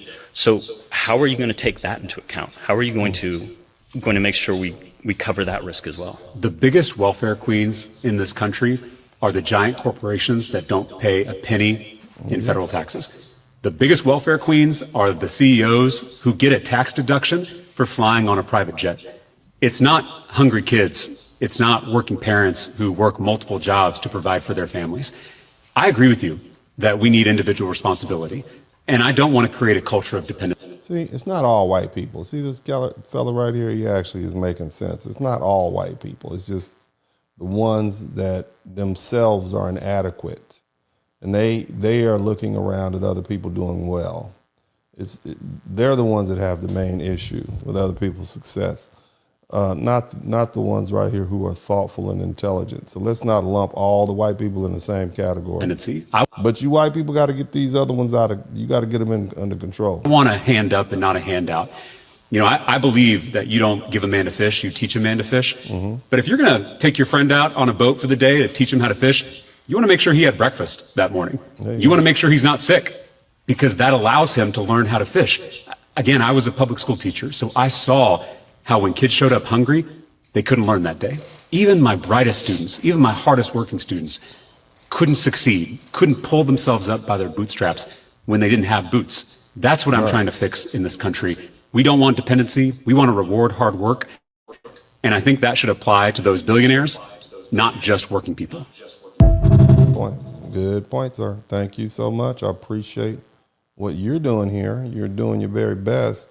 Now, see, here's the theory that they're operating on. I want you to pay close attention. They took a monkey, like an actual chimpanzee, and they raised the chimpanzee as a human child. The reason they conducted the study is they thought they could make the chimp more intelligent than standard chimps if they raised it. Somebody type monkey in the chat room. Listen to what he's saying very carefully. In a human family, performing various human tasks like eating with spoons, cutlery, drinking out of cups, using toilets, wearing clothes, stuff like that.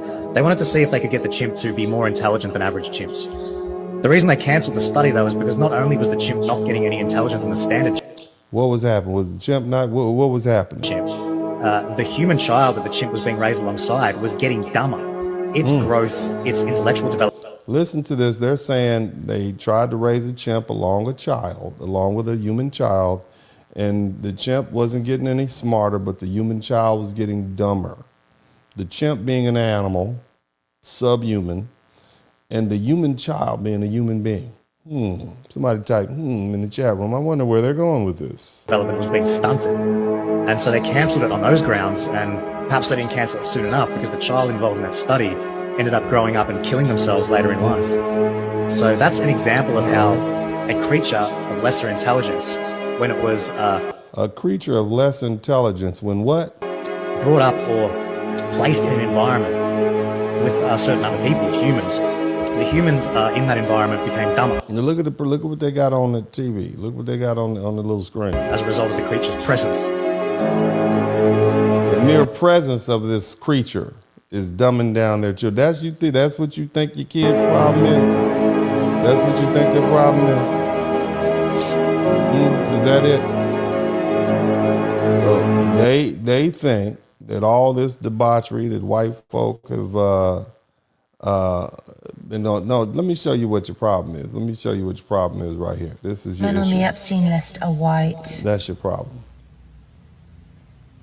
But yeah, let's keep blaming immigrants for violence against women. Yeah, that's your problem right there. That's your issue. This is what your problem is right here. Okay? Don't forget this.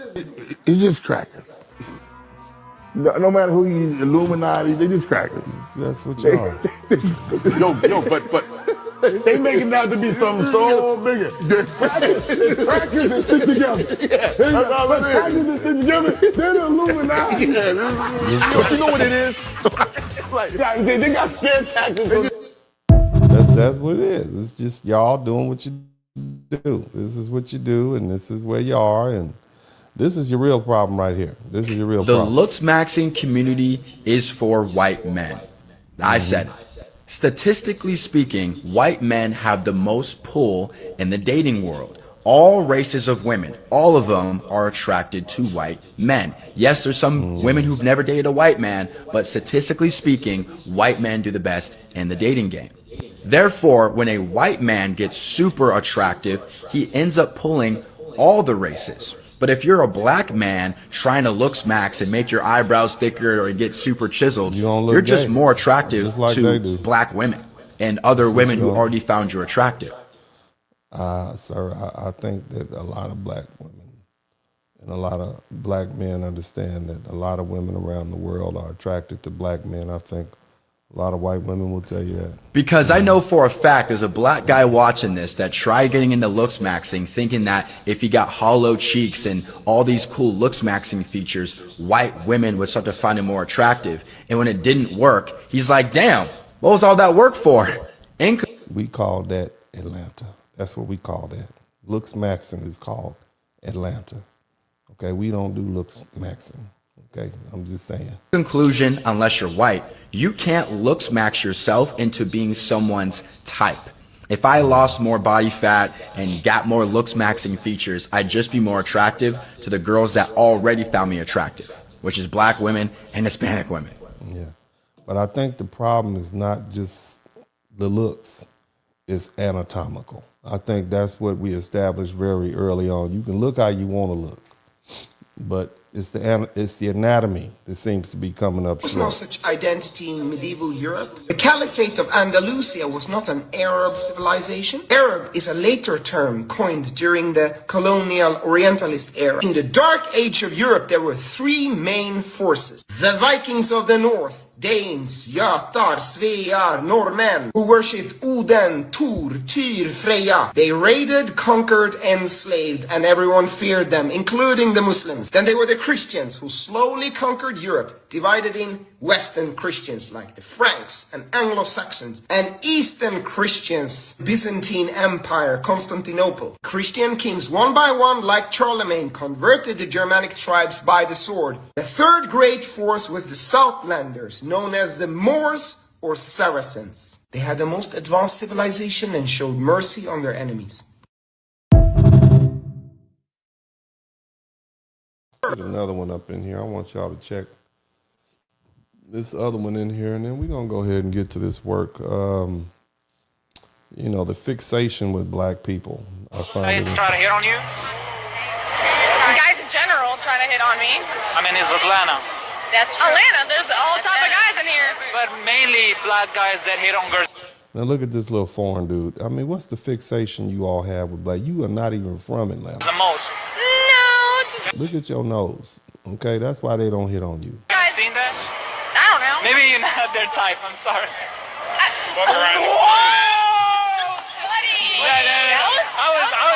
And then he got mad and hit her with that, oh, maybe you're not the type. No, something's wrong with you. That's what he did. Okay? But anyway, this is what we're dealing with. This is where we are. We are in it. I got one more video, and then we're going to go ahead and get to the broadcast. You guys, I hope you're with me. Hang in there. Okay, just hang in there. People are the most emotionally and psychologically abused group in all of America, bar none. It's not even close. It's not, no other racial, ethnic, or class group has even come close to being as totally propagandized as poor white people are. And it's because there has been a diabolical, centuries-long effort to turn them against themselves first and turn them against other people so that they never turn against the rich. The energy in America today is very fraught. It is very tense. And there is a lot of fear, but do you notice who the fear is coming from? We're fine. We knew all along who and what this country was because it never tried to hide itself to us. That energy that we're feeling, yeah, that's the collective awakening of poor and lower middle class white people who, until extremely, unbelievably recently, genuinely thought the government was on their side. They legitimately thought that. They're actually blown by the amount of hidden racists, by the amount of corruption, by the amount of scheming and backroom dealing and pedophilia. Like, they are actually shocked. And it's because back in the 1600s and 1700s, when poor white people were working in solidarity with freemen and enslaved black people and Native Americans, the rich people got so scared, so horrified by the thoughts of them being outnumbered by people who hate them, that they meticulously brainwashed poor white people into hating everybody and into being the foot soldiers of white supremacy so that they would not overthrow the rich elite. This is not a conspiracy. This is documented American history. Bacon's rebellion in 1676 was the prime example of what the rich white elite feared so much. Yeah. Bacon's rebellion, so Nathaniel Bacon, right? Nathaniel Bacon was... But y'all stay over there. Y'all don't have to join with us, you poor whites. You're going to keep on being poor. They don't care about you. I've told you 100 times, but go ahead. One of those frontier whites who the rich elite had pushed out to the edge of civilization so that they could act as a buffer between the pissed off Native Americans and the rich people. They literally put them out there as food. They literally put them out there to the wolves, literally and figuratively, to be like, okay, if the Native Americans get mad at us, they're going to kill the poor whites first so that we have time to hop on these ships and get away. That was the rich elite's thinking. And Nathaniel Bacon, who wasn't even... And at this particular point, all they do is tell poor whites, it's the black people's fault. And you guys blame black people. It's the immigrants' fault. You blame immigrants. So you all are like trained monkeys. That's what it seems like to me as far as the rich white elite are concerned. But nevertheless, let's get down to this broadcast. You all hit the #1 button. Let's do some learning. Let's go ahead and land this plane and bring it on home. Now, here's the thing. Every time black people start talking about oppression and slavery, I mean a real race-based hereditary chattel slavery. You know, that's almost always, there's always somebody who jumps up into the conversations and says something like, well, you know, the Irish were slaves too. Have you guys heard that? And if that doesn't land, they level up. Well, actually, everybody was enslaved at some point. Look up the Slavs. Look at Europe. The whole world has been enslaved. It's like clockwork. I saw it here tonight in the chat room. And that conversation goes from being a very specific system, race-based slavery in America, to a global history lecture about how suffering is universal. And somehow that's supposed to flatten everything out. Everybody suffered, therefore nobody has a unique claim. And of course, people will say, you know, the Irish were slaves because, you know, they're usually mixed, you know, they're mixing two real histories. And I want you to understand something. I want you to jot down what I'm saying and absorb this so that when they do say that, when they do say the Irish were slaves, okay, I want you to explain to them that they're mixing two histories, one into one false equivalence. Number one, harsh indentured servitude and forced transportation of Irish people in the 1600s and 1700s, especially in the Caribbean. And they're trying to mix that with racial chattel slavery imposed on Africans and our descendants and in the Americas. Those two systems could both be brutal, but they weren't the same system legally, socially, or generationally. That's why major fact checkers call the viral Irish slave meme version misleading or false. All right, and we trace a lot of that back to this widely shared article in 2008. Now, here's what I want you to understand, okay?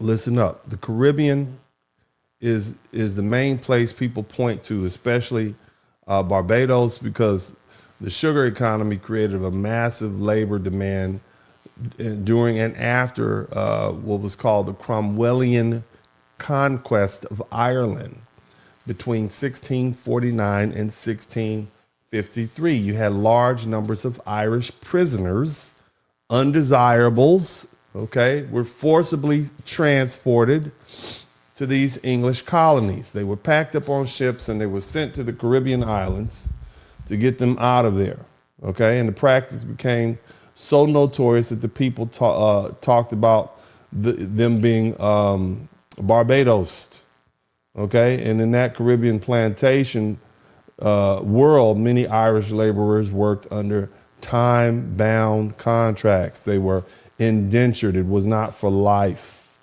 okay? Or under coerced transportation agreements, okay? That's how they worked. And yes, the conditions were violent, they were deadly, but the key legal concept was that their status wasn't designed to be permanent and lifelong and passed down to their children. All right? If you were a slave and you were a black person, your children were slaves.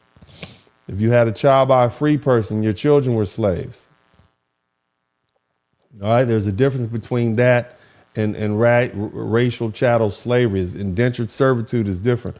Also, Irish people weren't only victims in the Caribbean story. In many of the colonies, the Irish settlers and their descendants became part of the planters' order. All right? There was something called the Montserrat. It settled in the early 1600s, dated to 1632. It's a classic example of how Irish people in the Caribbean could include both laborers and plantation owners. And over time, those plantation systems relied heavily on enslaved Africans. And that complexity matters because this whole notion of Irish slaves, that narrative is just, it's a story. It's about Irish victimhood. It's more victimhood, okay? And it erases the broader slave economy.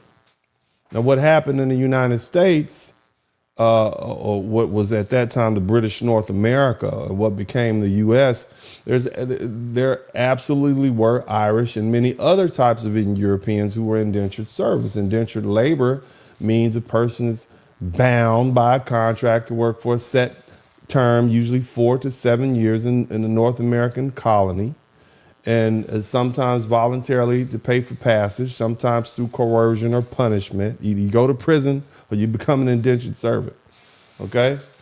And it was harsh, but it was still a contract term. Once it was up, okay? It wasn't legally permanent, okay? So that key legal divide. In chattel slavery, a human being was treated as property and is deprived of his rights with systems built to make the condition durable and enforceable. In indentured unfree labor, it isn't structured the same way. It's typically time limited, and it doesn't operate as a racial caste. You were white, the indentured servant is white, you're still white.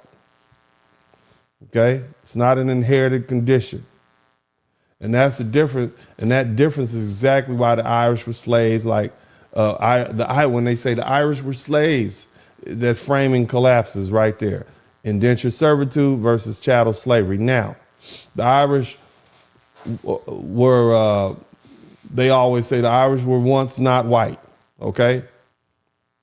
Okay, but the thing you need to understand is Irish people were never a different biological race, but their social treatment was different, okay? And I'm going to explain that to you, okay? Irish immigrants in the 9th century were stereotyped as drunk, lazy, violent, and criminal. Sound familiar? It sounds like something they call us. They faced hostility from the Protestant elites, different religion. It was a religion thing, okay?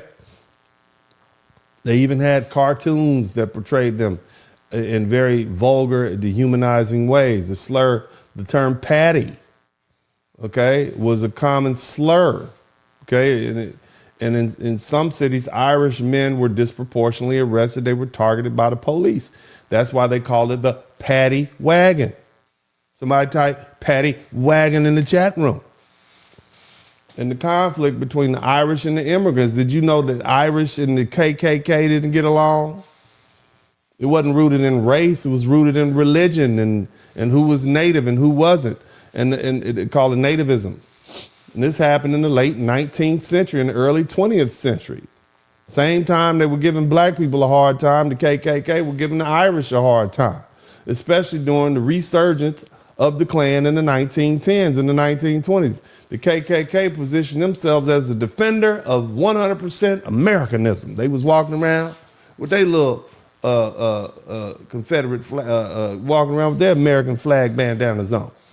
And that phrase didn't just mean white. It meant white, Anglo-Saxon, and Protestant. You couldn't be Catholic. So Irish immigrants, they were legally white. They could vote, but they were overwhelmingly Catholic, and that mattered to these white people, okay? And the revived Klan of the 1920s wasn't just anti-black and anti-Jewish, it was also anti-Catholic and anti-immigrant. And the Irish represented two out of those. The Klan saw the Catholics as loyal to the Pope rather than the U.S. Constitution. All right, and they framed Catholic political influence as foreign infiltration. This is how serious these people were. That's why the whole idea of having Kennedy as the president was outrageous. He was a Catholic, him and his brother, Bobby. You understand? So you need to understand something, all right? Okay? The Catholic political influence, they saw that as foreign because many Irish Americans were Catholic, politically organized, especially in urban centers, big cities. Okay, and they became targets of the Klan. And this is where the tension became clear. The Klan wanted to preserve the dominance of the white Anglo-Saxon Protestant. Irish Americans, they were white, very, very white. They disrupted that cultural definition. They were ethnically distinct. They were religiously different, and they were politically mobilized. In cities like Boston, New York, and Chicago and Philadelphia, Irish Americans had strong influence in the police departments and the labor unions and the political machines. And that influence threatened the Protestant elites aligned with the nativist ideology. So the conflict wasn't about Irish people being white in the legal sense. It was because they weren't real Americans, okay? I mean, in the 1920s, the Klan openly campaigned against the Catholic political candidates.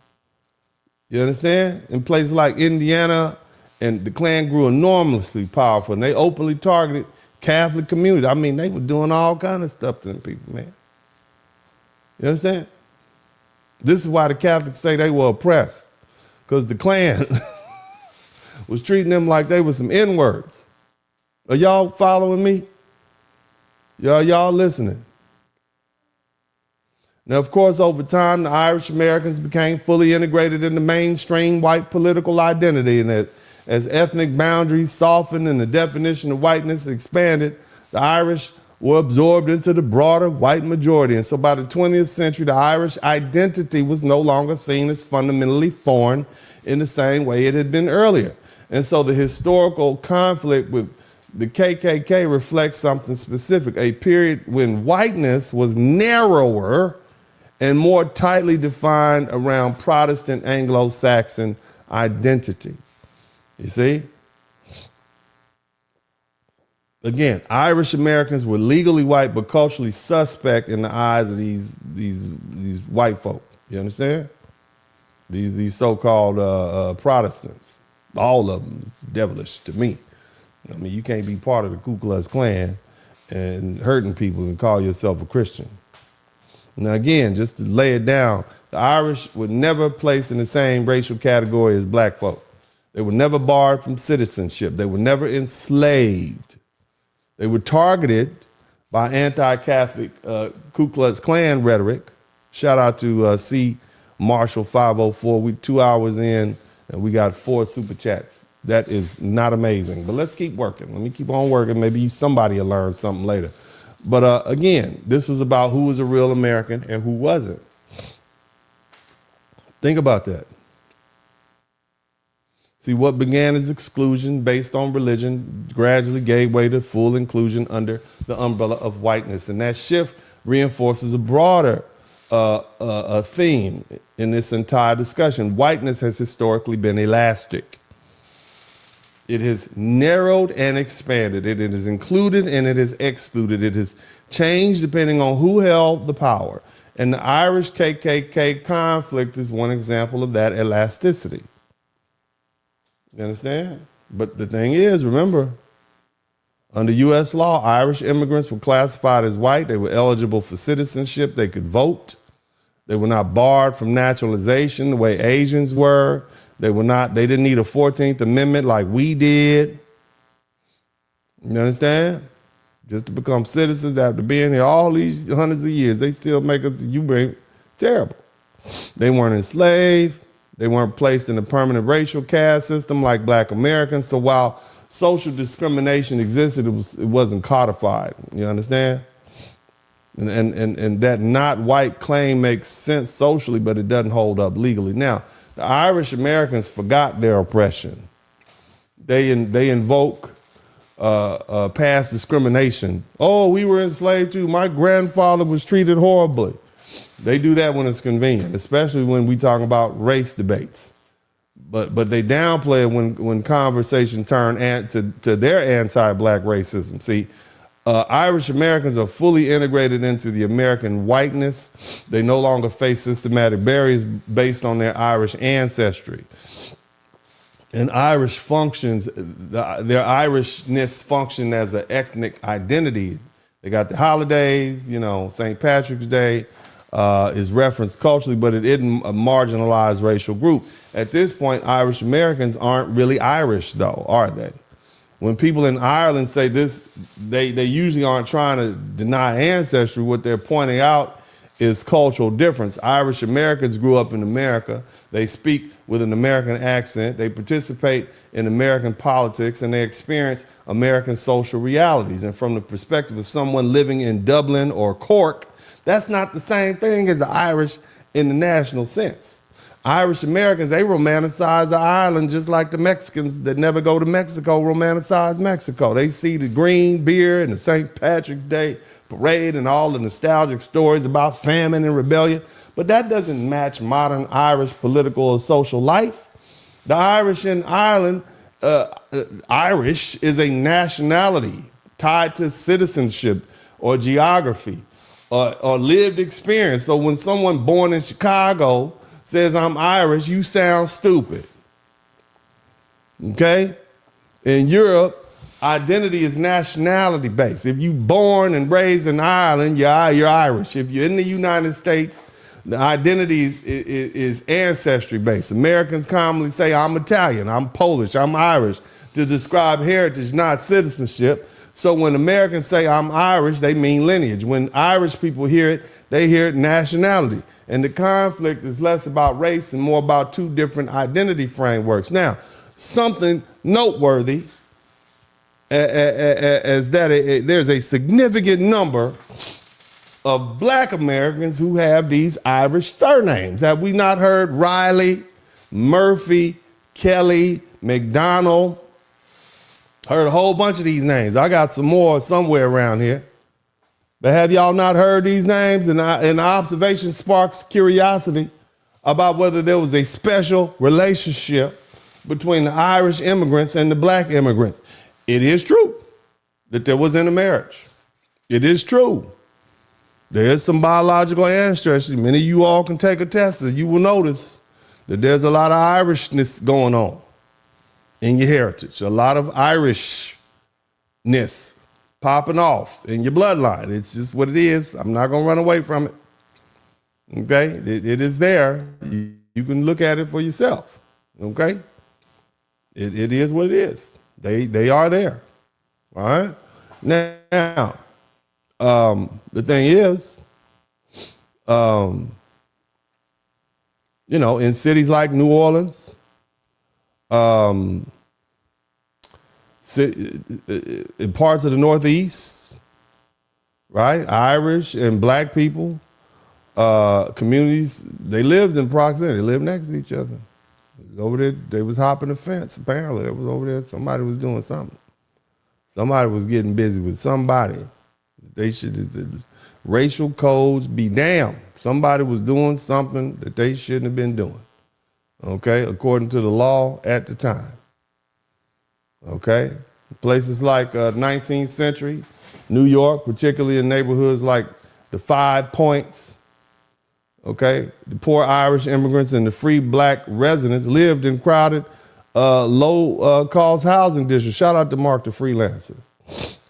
And because both groups were pushed into the least desirable areas, they worked near each other. They shared public space. Y'all poor. Remember I told you the rich elite don't care about none of you. All right? They don't care about none of you, especially you whites. They just, whatever, McDaniel.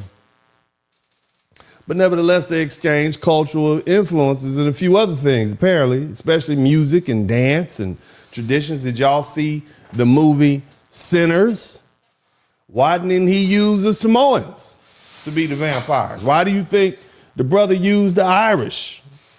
He could have very well used some people from, let's pick a, why didn't he use the Polish? Why did he use the Irish in particular? If you listen to a Scottish and the Irish, most of us can't tell the difference. So why did he use the Irish? It's because of that special relationship. Somebody typed special in the chat room. My Irish eyes are crying. Yeah, all that. You understand? But this thing you need to understand. You know, when you do have physical closeness, it makes the idea of shared struggle easy to picture. However, proximity does not automatically mean solidarity. Historically, records have shown both cooperation and conflict. They got competition for jobs and housing, and political power sometimes produced a lot of tension. In other cases, they had shared working class status that led to alliance. And the poverty plus proximity explanation is supported, but you have to understand it with nuance. It describes interaction, not uniform unity. And some Irish Americans were poor whites and served as overseers. Remember, they were poor. These was poor white folk. Okay, they had been oppressed by the English for centuries. So when they came to America, they didn't have a pot to piss in or a window to throw it out of. So you had the poor white crackers down on those large white plantations, right? Individual cases is complicated. I want you to understand something, okay? You had white people being victims of oppression, acting as oppressors for the rich white people that own the plantation. And I'm sure there's a little going on in the back rooms of the slave quarters too, with them white Irish men, and that's why you got a few people with some names that they probably shouldn't have had. Okay, it was a little dipping and dodging going on. It's out there playing hide the ball. You understand? And that's why you look at some modern DNA tests, a lot of European ancestry, in a lot of black American family trees, including the Irish. The Irish are heavy. They say it's over 30%. That's a significant percentage. So they were doing something, okay? Something was going on. Now, the truth is European ethnic groups were colonized through assimilation. Remember I told you all the other day, black people have refused to assimilate? We don't assimilate. Everybody else wants to assimilate. The Asians want to assimilate. The Mexicans want to assimilate. Everybody wants to assimilate. We don't assimilate. All the Europeans assimilated, whether we talking about the Irish, the Italians, the Poles. They came to America with these strong cultures. They had accents, they had food, they had churches, they had neighborhoods and traditions. And over time, they just said, well, let's go blend into this broader white identity. And their old world identities faded, and they were a race. And since they were a race, then they were oppressed. Okay, that's how they feel. Shout out to Patricia Hightower. They feel oppressed. And I'm notwithstanding the fact that they voluntarily gave up their culture to assume this flat whiteness or this flatter white identity, because it came with benefits inside the white dominant social structure. Blending into whiteness in America didn't close doors, it opened them. And when those European ethnic groups assimilated, they gained access without racial restriction. They could buy homes in neighborhoods where black families were legally blocked through redlining and restrictive covenants. They could vote without literacy tests designed to keep black people out. You didn't have to take them long. Name every consonant, every third consonant in the Constitution, or you can't take this. You can't vote. How do you find that? That's crazy. But black people had to do that. They could join the police departments and the unions and the political machines and the city governments without being barred because of their race. That's not colonization. That is not oppression, Irish people. Okay? Colonization strips power away. It removes land. It removes right. It erases language by force. It criminalizes identity. It punishes resistance. Assimilation into whiteness in America worked in the opposite direction. So stop comparing yourself to black people. Okay, what it did for you is it proved insulation from discrimination and others that we couldn't escape. So yes, the Irish immigrants faced discrimination when they first arrived. And yes, Italians were stereotyped when they first arrived. Yes, the newspapers printed ugly, mean articles about them, mean cartoons. Nobody's pretending it was a fairy tale, but all immigrants catch hell when they come here. But see, black folks are not immigrants. We are imports. But again, over time, those same quote unquote white groups were folded into the category that held institutional control. And they didn't remain permanently outside the system. They became part of it. And here's the quiet part. Once they were inside, they benefited from the same advantages that the early European settlers had built. Redlining maps didn't carve out, no Irish allowed. The zones once solidified, the GI Bill didn't exclude them. It didn't exclude Italian veterans because of their last name. You see? Those suburban expansions didn't hang no pole signs out. You see? So whiteness became a shield. Now, I want to let's how to become white. Have you ever wanted? Let's talk about that. How to become white. Let's talk about how to become white. Would y'all like to know how they became white? I'm gonna give you some lessons. We're gonna call it the Irish model. How to become white. Okay? Now, let me be honest about something. As I said earlier, white has not always been a fixed identity. Can y'all hear me? Let me know if you can hear me clearly. Can you hear me? I want to make sure you all can hear me clearly. I want to make sure everything's working here.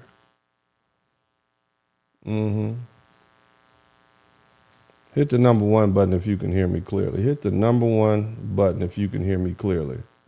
I need to know. All right? All right. Yeah.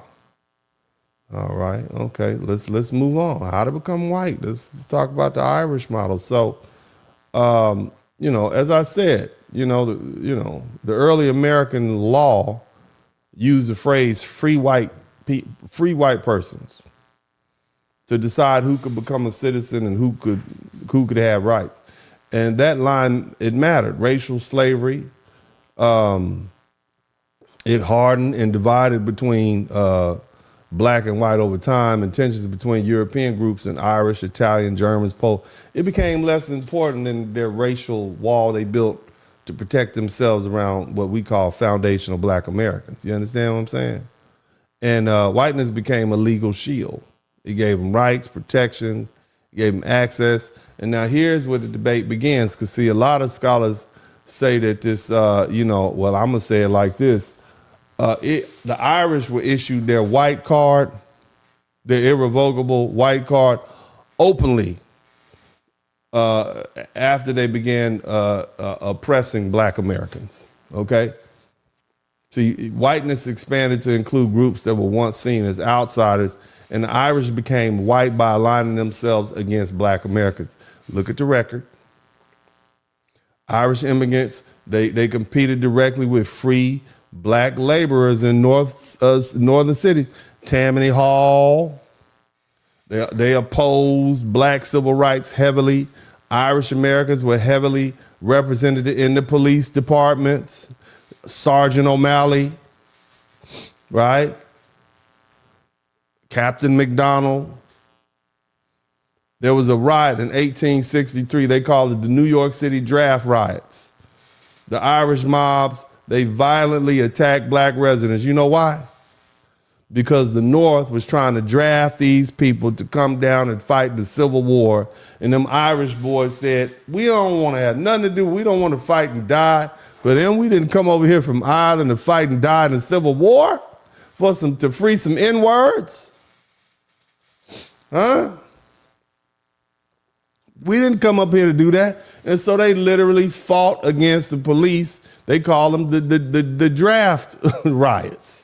Because they got draft cards and they were supposed to go fight in the Civil War. They were like, oh, heck no, we're not doing it.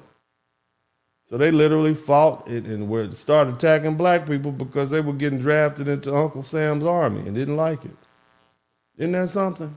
The Irish, those same Irish, they say they were oppressed. Oppression, again, victim Olympics. But again, they end up joining the police force and political machines, and then you got the anti-black labor politics that kicked in, right? And so, again, they use the government jobs. It offers stability.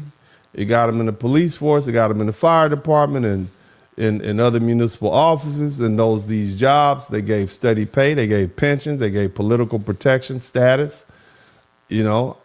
Of course, hiring is local, and the political machines favored Irish neighborhoods.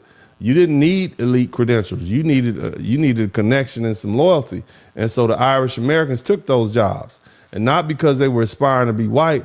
It's because they were already white. They were trying to live, and this was set up for. The infrastructure was set up for them. These jobs weren't available to black men. They weren't available. Okay, you see the difference between infrastructure and systematic and individual issues? See, the theory, look, man. Look, the Italians did the same thing. Between the 1880s and the 1920s, the Italians, they followed the same path. They were poor, they faced prejudice, they lived in tight urban neighborhoods. The fire department, the unions, the trades, they offered stability. And these jobs require physical skill. They didn't have to be smart. They didn't have to have education. They offered pensions. They gave them long-term security. Again, right? And what you see happening today is you see Latinos doing the same thing. They're going into military service. They're going into law enforcement service. They're going into civil service careers for similar reasons. They want stable pay, they want benefits, they want healthcare access, they want upward mobility, and historically the U.S. military has served as an assimilation institution for many groups, including the Irish, the Italians, the Jews, and the Latinos. Now, we've done it too, and the Asians have done it too. We've done it too, but the thing is, we don't assimilate. That's the difference between us and the rest of these groups. All the rest of those groups want to assimilate into whiteness. But what do they get? They get education, they get benefits, they get home loan access, they get long-term security. And this pattern, of becoming white is about accessing state-backed pathways to the middle class and beyond. You understand what I'm saying? Like I said, you see the Latinos doing the same thing. They have aspirations of being white. That's part of their culture. Blanqueamiento, whiten the race, that's what they do. Okay? But again, the U.S., across U.S. history, state institutions have functioned as mobility gateways. Police, look at L.A., look at California. Look at the LAPD. Hell, look at ICE. ICE is 50% Hispanic.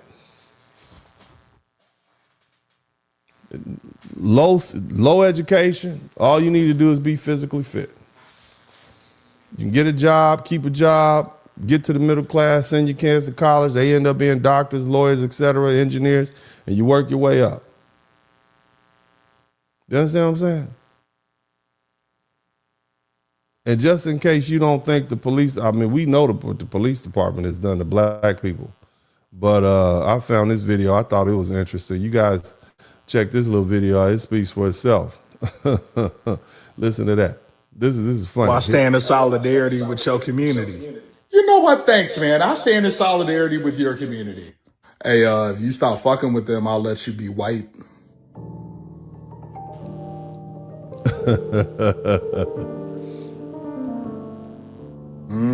Just join the police department and beat the shit out of them. Just do that. He talking about when the Irish were with the black people, and then when the U.S. government said, "Yeah, go ahead and hang out with us," and then he said, "All you got to do is, jump on these black people." Hey, come on, man. Don't do that. Don't do that. Don't do that. Don't do that. Don't do that. Come on. Come on, bro. Come on, bro. Come on. Sorry. You have historically stood with oppressed people for literal centuries, and you get over here and you change your fucking mind? I'm sorry. What kind of shit is this? They wasn't making offers before. They making offers now. They make now. Offers now, bro. Come on. They do this shit. They be Come on. bunch of your people finna have Irish last names. Don't ask how. Don't because it's gonna piss you the fuck off. Goddamn. Now I want you to keep in mind, family. Just keep in mind, the Irish have historically been oppressed over in the British Isles. The English and the Scottish have been whooping up on the Irish for centuries. And then they come over here and they decide to take up the mantle of oppressor against black people. And that's why that movie Sinners was so, I guess, epic. Because here they were representing the system, the stealing of black talent and intellectual property. They basically represented the system that takes from the black talent. And that's why it was important to use the Irish, because they themselves hold themselves out as oppressed people. But as soon as presented with the opportunity, guess what they did? They came and jumped on into that bandwagon of whiteness, and then they would been with it ever since. I gotta see what that's about. I gotta see what that's about. You were still slaves, though. I'm gonna bring that up. Hilarious. And in addition to that, apparently there's some tension between the Irish in Ireland and those Irish descended people here, because they're like, we are not that racist. You guys are horrible over there. They think they're pretty crappy because they're so xenophobic and racist here towards black people. Check this video out, and then we're gonna keep it pushing. Ever did anything to hurt black people? They said the firemen never did anything to hurt black people. Look at those water hoses. Historically, the fire department has never done anything to hurt black people, ever. Yeah, the fire department has never showed up to protest to help the police hurt black people. Because first responders all work together, right? And anybody who's a first responder knows that the fire department has always been not racist. They've always showed up when black people called when there were fires in their houses, you know what I'm saying? Or in their apartment buildings. No, the fire department has showed. They didn't used to listen to black people burn alive. Ooh. I mean, they're all in together, right? They were all in. That's not a thing that they ever historically did. No, they never did that. Because they're firemen. Just like how paramedics have always been extremely helpful to black people, because the medical part of our country has always believed black people about their pain, never experimented on them, and has always seen them as human, and would give them anesthesia during surgeries. They never just did surgery on black people without anesthesia. No, they never do that. No. The police were the only first responders that were mean to black people, and nobody else. Shout out to Fuquan. Thank you for the super sticker. If you think there is a group of people, be they a job or a minority from somewhere else that immigrated here, etc., if you ever think there's a group of people who have not been horrible to black people historically ever, if you think there's one group that's never done that, you have not read enough.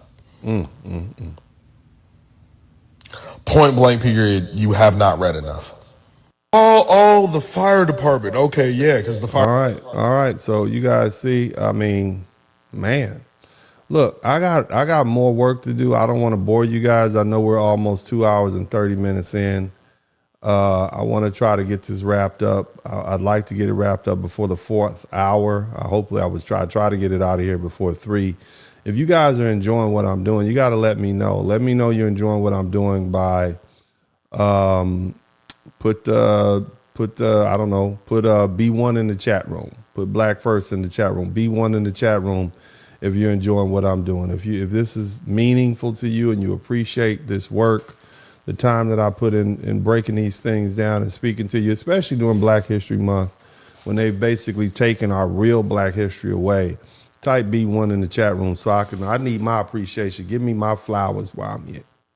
Don't wait, okay, till I kick the bucket. I like that dude. He's all that good stuff. Give me the B1. Okay, let me know. Okay, because I just feel like, I want to make sure I'm not wasting your time. I want to make sure I'm not boring you. I'm sure there's other things you could be doing. Family, shout out to Red Sigma. But let me know you appreciate what I'm doing in here. Okay.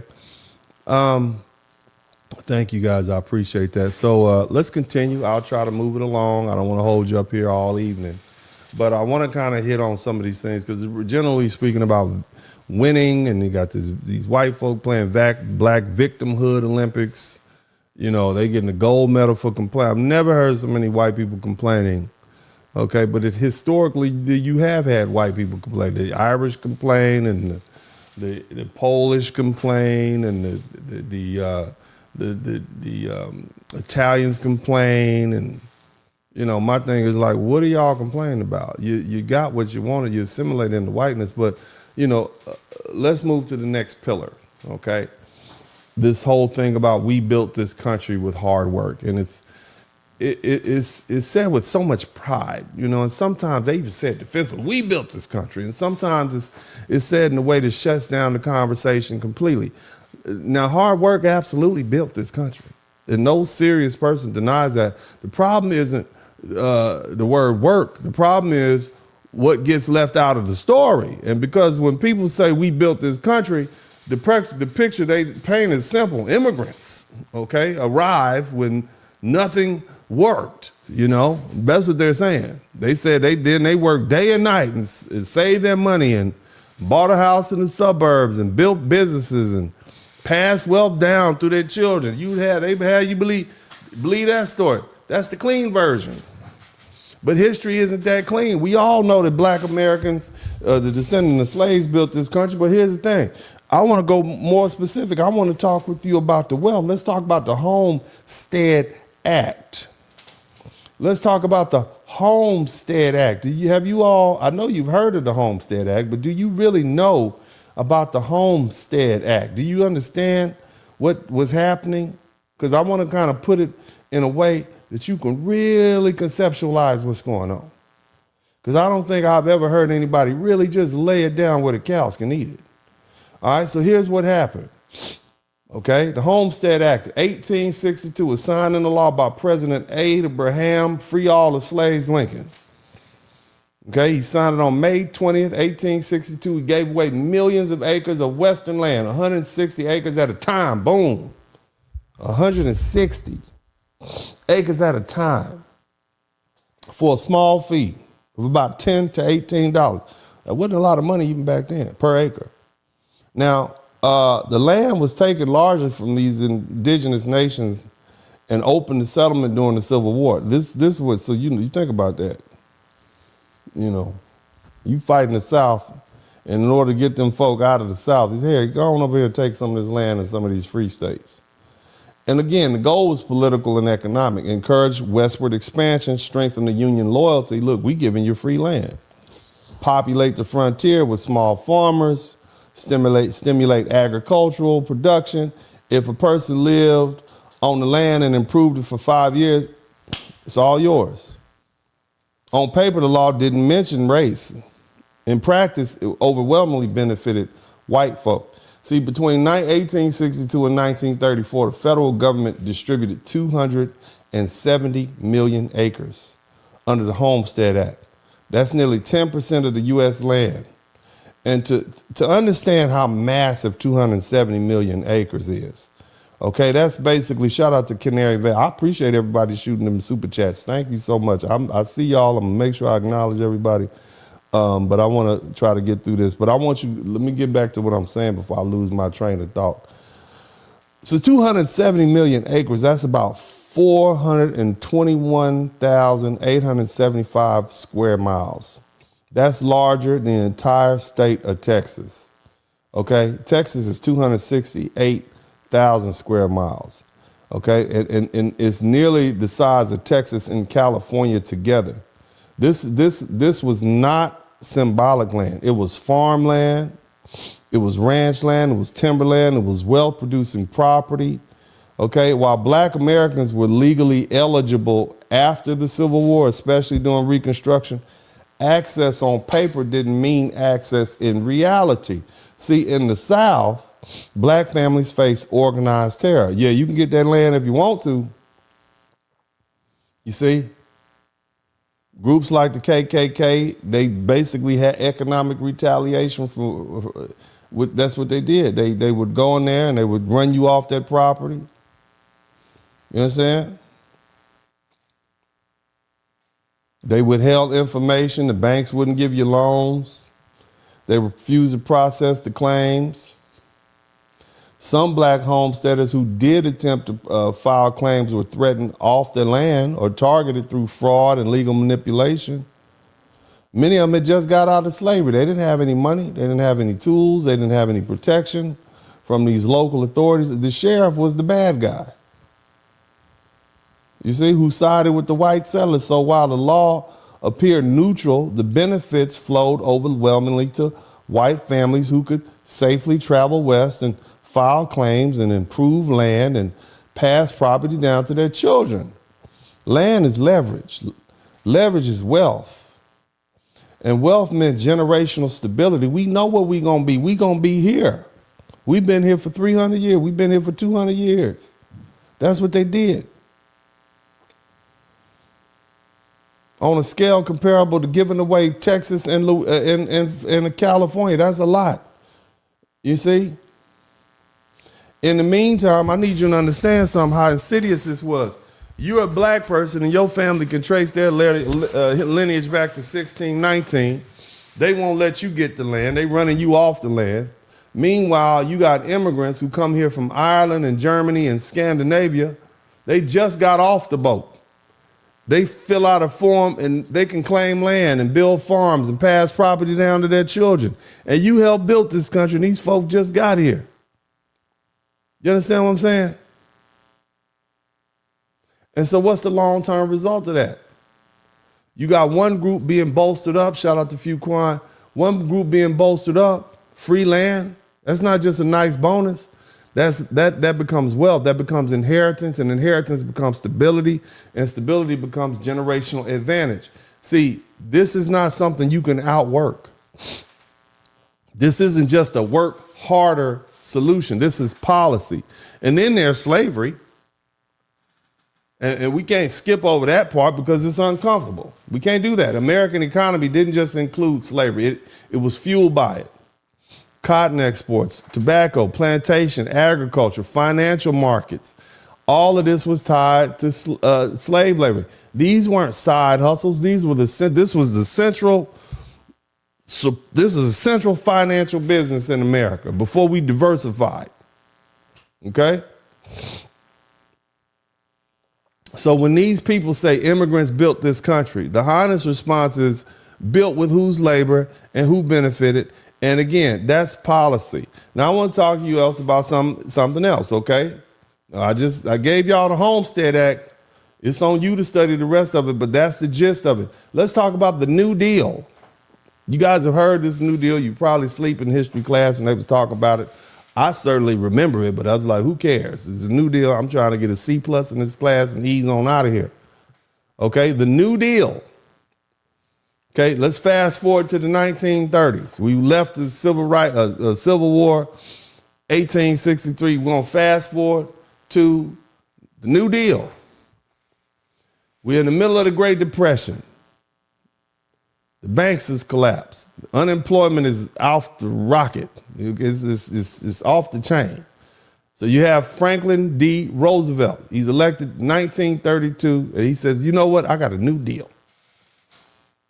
Began in 1933. He created programs like Social Security of 1935 and the National Labor Relations Act of 1935. And later, federal housing policies that helped reshape the American middle class. On the surface, this looks like a lifeline for struggling Americans, right? Right? You got some retirement security, which is Social Security. You got some labor protections. You got, they can't work you all day and all night. You got unions, so people can't come in and undercut your job. You got standard wages. Sounds great. But see, here's what really happened. When the Social Security Act of 1935 was written, I want you to, who do you think it excluded? Who do you think it excluded? If we wanted to exclude Mexicans right now today from Social Security, what would we do? What jobs do the Mexicans have right now? I'm not talking about the smart, educated ones that go to college with you. What jobs do they have right now? Huh? What do Mexicans do, stereotypically, or Latinos? They're domestic workers and they're agricultural workers. Guess who was excluded in 1935 from Social Security? Huh? Black Americans, that's right. And guess what our jobs were in 1935 when we were out there on them cotton fields and working in them white people houses? Many of y'all have grandmothers that tell you stories about how they used to work in white people houses. That's domestic work.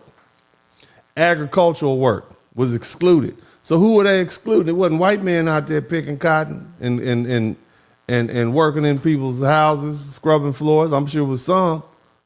Okay, so when the labor protections under the National Labor Relations Act were passed, the same workers were left out. So minimum wage wasn't nothing if you didn't fall under the Labor Relations Act.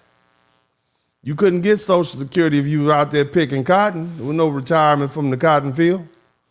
So who made up the majority of the domestic farm labor in the South at the time? It was black folks, especially in the states that had just emerged from Reconstruction and had imposed white political control. So the Southern Democrats in Congress insisted on these exclusions. Why? Because they included farm workers and domestic workers. In other words, they included cotton pickers and their maids. That would have disrupted the racial labor. Oh, hell no. So they had to keep black workers tied to low wages, non-unionized dependent work. On paper, the law never said black people are excluded. It didn't have to. The job categories did the work. And the exclusions were structured around occupations overwhelmingly held by black folk in the South. And that allowed these lawmakers to maintain the racial labor hierarchy while appearing race neutral. And it preserved cheap black labor for white folk and white landowners and white households, giving industrial workers who were disproportionately white access to retirement, benefit, collective bargaining rights, and wage protections. You see? And that, that wasn't accidental. It was negotiated. It was calculated. And Roosevelt needed the Southern votes to pass the New Deal, and the Southern legislators protected the racial order of their states. Because they understood we can't have these black people doing better than these white folk, or it's gonna be an uproar. We gotta always make them think they better than these black folk, or they're gonna tear the country down there. But again, the compromise was simple: protect white workers in industrial sectors, leave black workers in agriculture and domestic roles outside the safety net. And what's the result? You got millions of black Americans who worked their whole life, they got no Social Security. You see? They were excluded from the key labor protections so you could work them like a dog, pay them little or nothing. They were denied access to the very programs that built the white middle class. The law was race neutral in wording. In practice, it was reinforced racial inequality by design. That's the truth of it. And see, this wasn't sloppy drafting. It wasn't oversight. It was political survival at the expense of black workers. So while these families gained wage, security, retirement protections, black folks were locked out. And that's not ancient history. That's your grandparents' lifetime.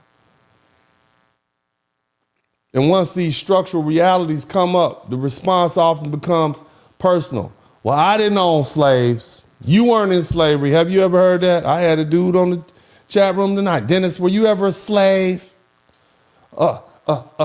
Slavery's over. My family came here after all that. We're from Scotland.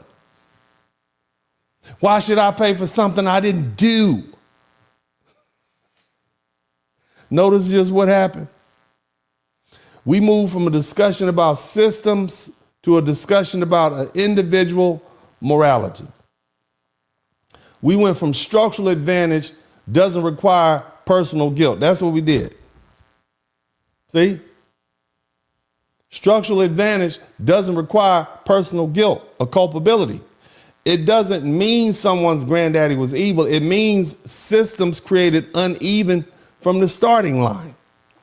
Think about it. It's like a race where some runners start at 50 yards ahead and the people start behind didn't choose the position. The people ahead didn't necessarily choose theirs either, but they pretended everyone else started at the same line. Right? You can do that, but it's still not true. And acknowledging that doesn't mean accusing someone of personal wrongdoing. It means recognizing the policy shapes the outcome.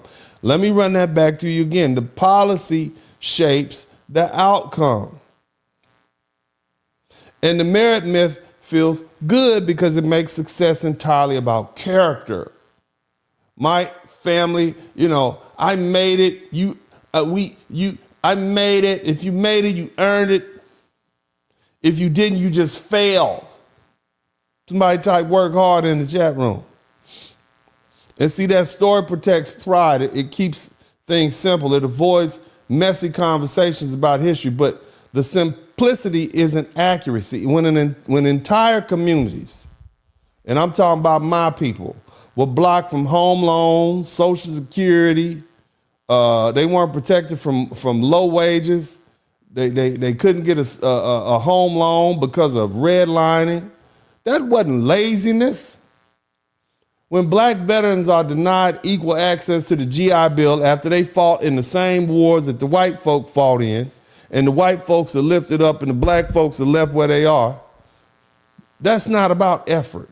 You can't say a man that put his life on the line for a country's freedom is right next to another. They're in the same foxhole together.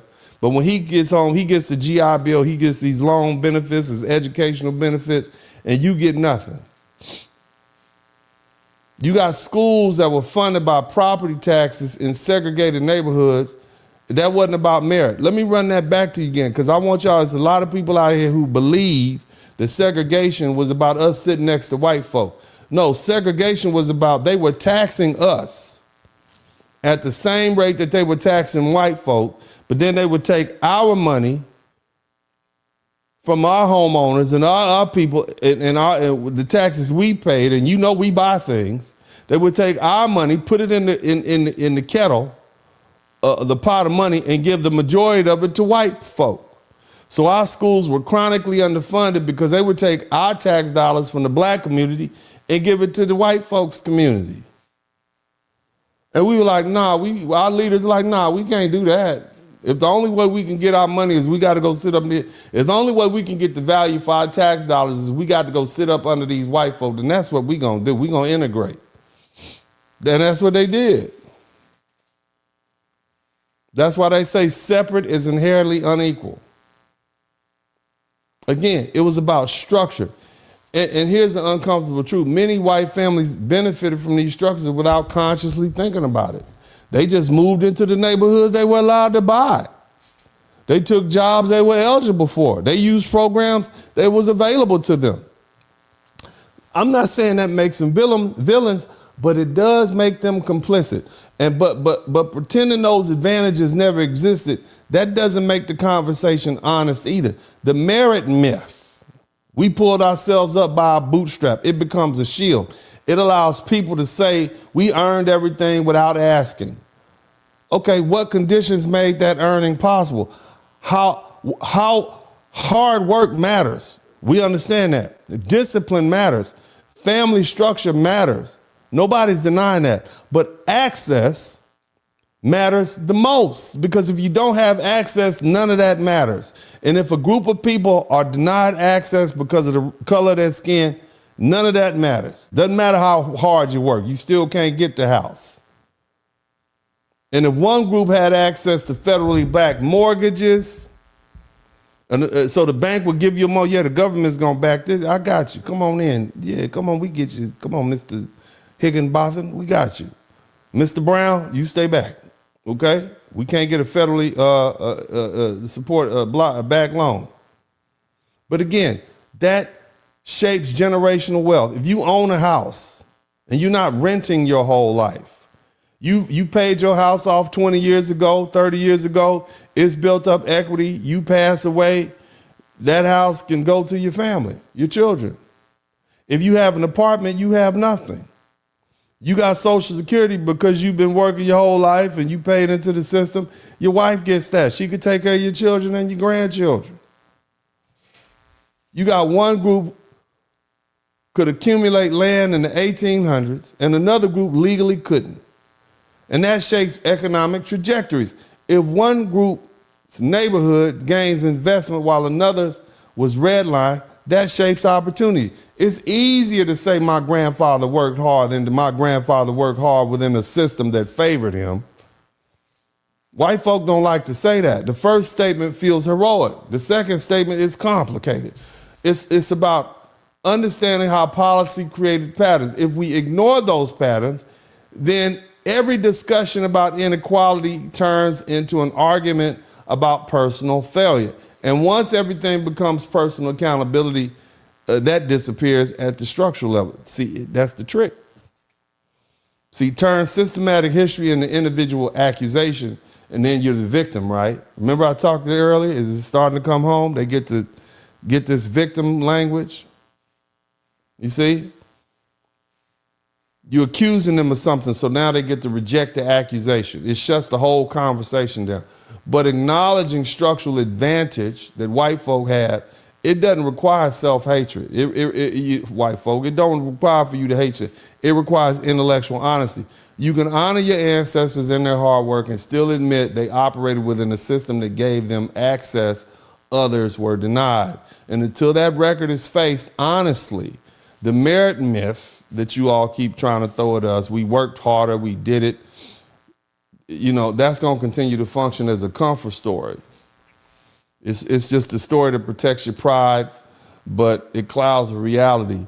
Are y'all learning something? Are we learning? Are we in here learning? Let me know, because I can't tell, not by these super chats. I can't tell by that. I'm talking, and I'm doing the best I can. Okay, but I don't know if y'all learning anything, because if you learn something, I should earn something, and I've been here some time now. Have y'all subscribed to the channel? Have any of you all taken the opportunity to subscribe to the channel? I need for you all to go ahead, take the opportunity right now to get your little fingers and put your little thumbs on it and push the subscribe button. Just go like that. Boop. You. I'm talking to you. I'm talking to you right there. You with the wet part on your pillow because you've been drooling and you woke back up and you heard me talking and you woke back up. You rather listen to me than the rain sounds.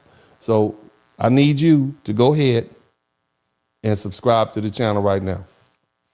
Ladies, all the ladies who was going to go to the club tonight, but then you realized you was 30 plus years old and got tired and you said, nah, I'm just chill.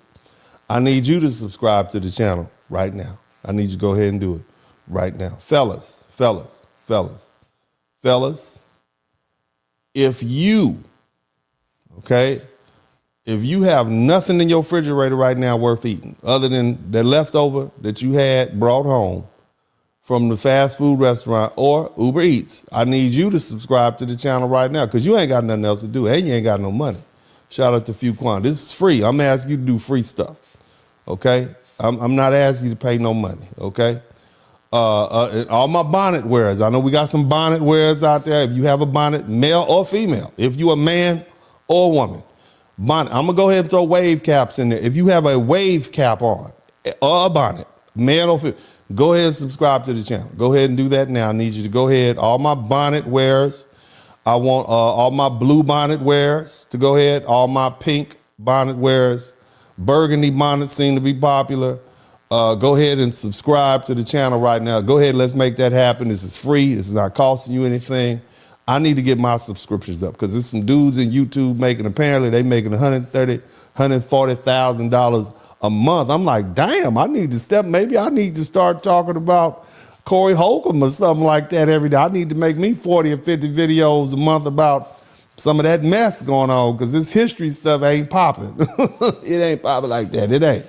This is clearly a labor of love, okay? Because I spend a lot of while. I could just sit up here and talk about people all day. I could have been a comedian. I could crack on everybody, okay? I could crack on, I could do that.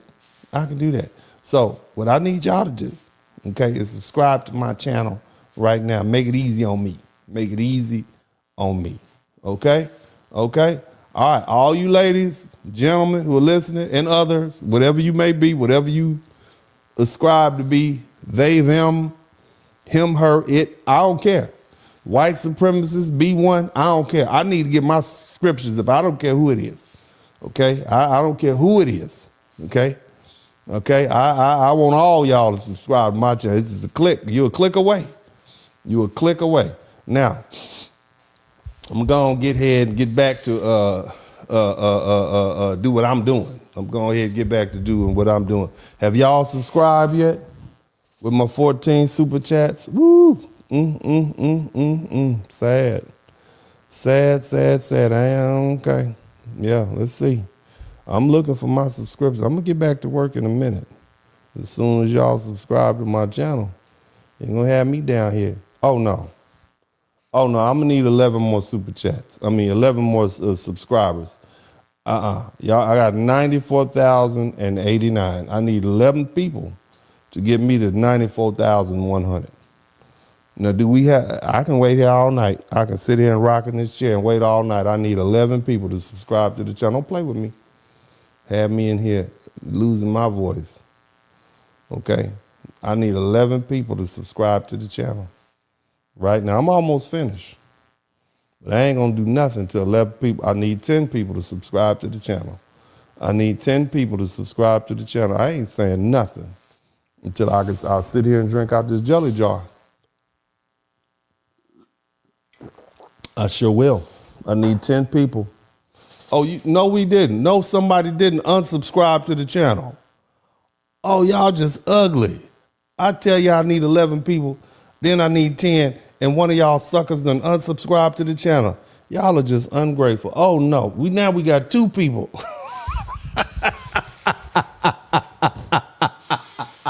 F this dude. Now, that is funny. Boy, y'all cold blood. I guess I better get back to work. Y'all working me like a Hebrew slave out here. Damn, that's sad as can be. That is sad. Y'all cold blooded. Y'all 2 people unsubscribed. I said I need 11, and then 2, now I need 12. Y'all went from 10 and back to 12. That's cold blooded. Y'all must know each other. Whoever it was that unsubscribed to the channel. I'm going to find out who you are. I'm going to find you. I'm going to do something to you.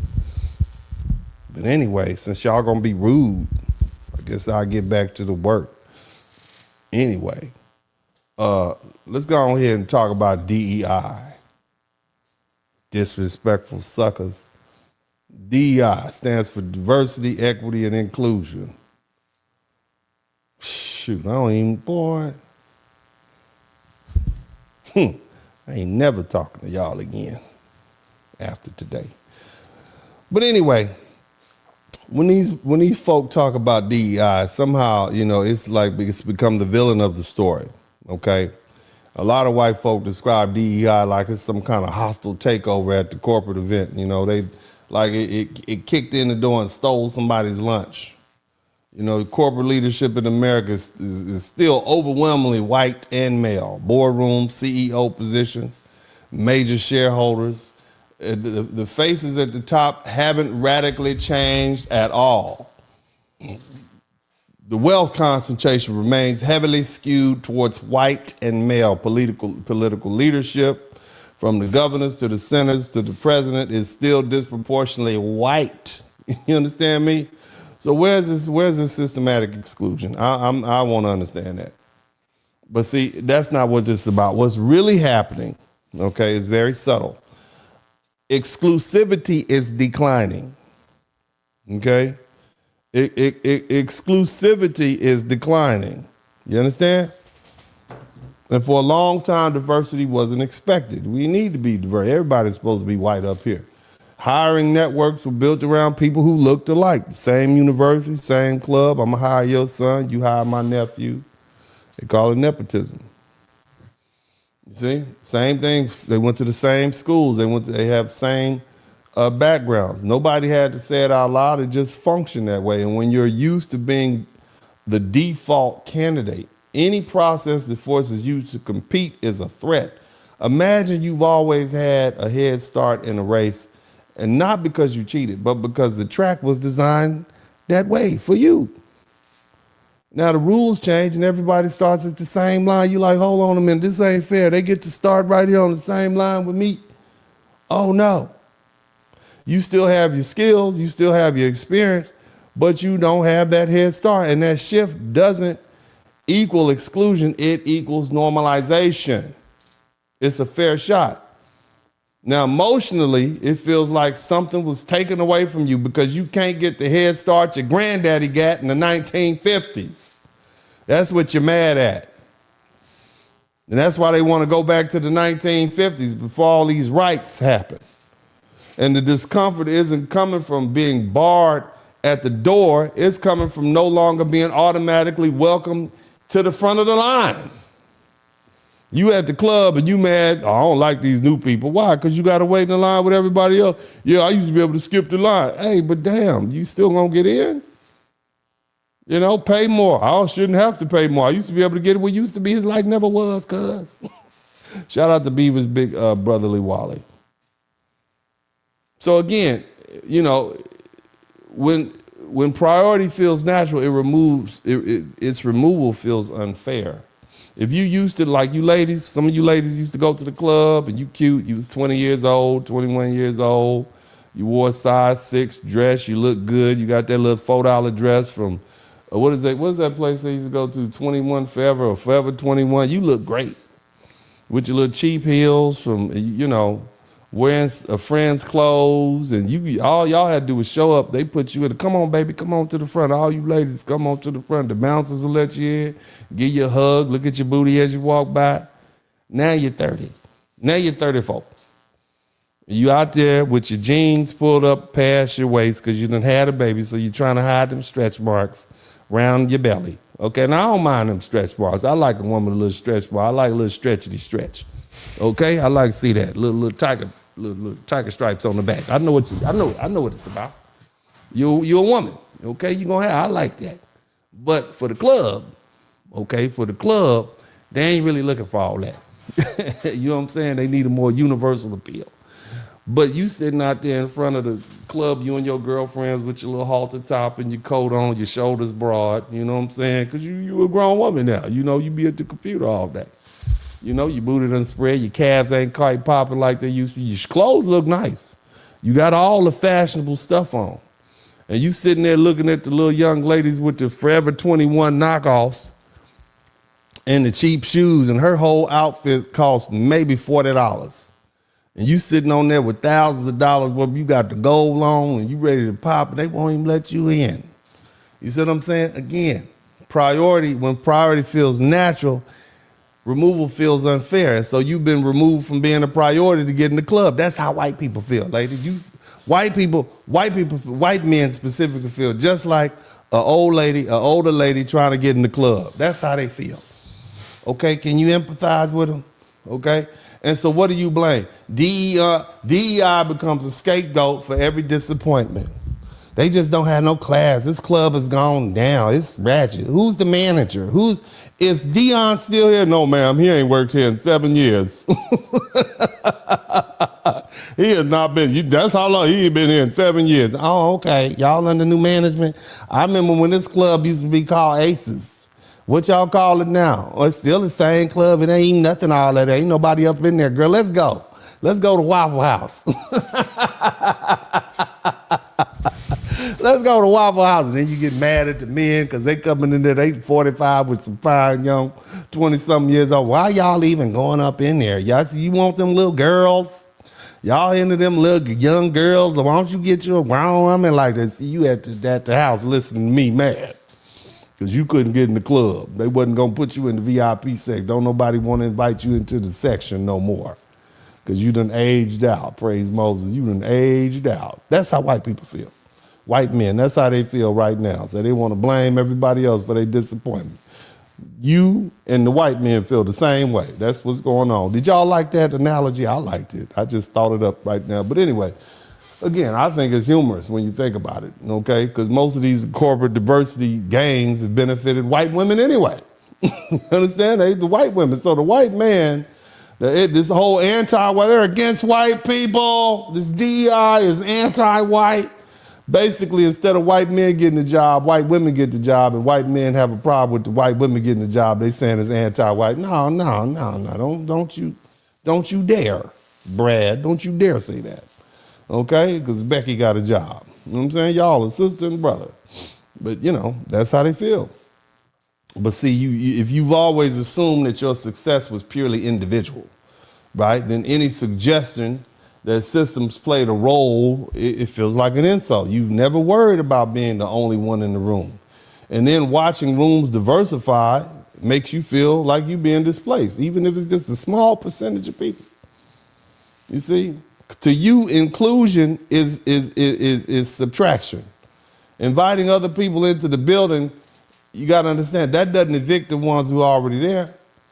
And so shout out to CJ March. So the real debate about DEI should be about the effectiveness and the fairness and the unintended consequence. That's a serious conversation worth having. But calling it systematic persecution or reverse racism, that stretches the word of racism and oppression past recognition. And when powerful groups begin describing policy debates as civil rights violations against themselves, language starts losing meaning. Okay, nobody's listening to white people complain. Let me just be honest. We should be, because they're going to turn it into policy if we turn our head. But the loss of automatic preference isn't the same as discrimination. It's the end of exclusivity. And exclusivity fading isn't a tragedy of democracy. It's a point of it. Okay? Okay? Now I'm going to say something else. So let's go ahead and hit it where we hit it. We're going to talk about what's really going on. Okay, we're going to talk about sexual hierarchy. Okay, see, let me tell you something. Some of these little dark corners of the internet, and I've been on these internet streets for a minute. Now, I've heard all the red pill rhetoric, and I know where it started. When you really go dig deep into it, this is white men complaining about white women. And some of these little dark corners, okay, before the dating apps. Okay, let me run it down like this. For generations, media in America and Europe, they centered white men. That was the default symbol of success and stability and romance. And that repetition matters. If you see one image over and over again, your brain starts coding it's normal. Normal becomes desirable. Desirable becomes natural. But repetition isn't biology, it's conditioning. That's why you can see somebody that you're supposed to like and the TV say you're supposed to like, and then you see this one over here that you really like, you like, damn, that's what I really like over there. You understand? So no matter how much a person is conditioned, nature doesn't care. Some of them just like, damn, I ain't supposed to be nowhere near her. Damn, I need to leave all that alone. That's just danger. That's why you end up with the baby mama you got right now. Brothers, that's why you with her right now. That baby mama, she got you. You liked her for something. She got, hey, it was something natural. You couldn't control. You know you wasn't supposed to like it. Everything told you, leave her alone. No. And you went up in there anyway. You sure did. You went in there raw dog. And it was good. Your pull-out game got weak. You went in there. I know this ain't no good. She ain't graduate high school. Shit. Why am I doing this? Why I can't believe this, man? Why? Nature got you. And pheromones got you. Praise God. She took you back. You don't know why it happened. I know why it happened. Nature.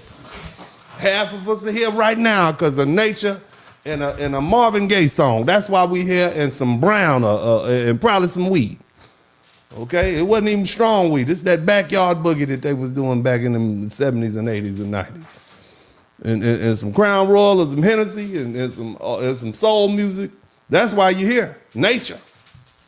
Nature got you here. Not conditioning. If conditioning got you, all of us would be doctors, lawyers, and engineers if it was conditioning. Nature. Okay? But here's the thing. So throughout history, the group with the economic dominance becomes a group perceived as the most desirable. That's it. And for the past 400-500 years, it's been white men. Wealth signals security, status signals opportunity, media signals beauty. And when those signals are unevenly distributed, attraction patterns follow.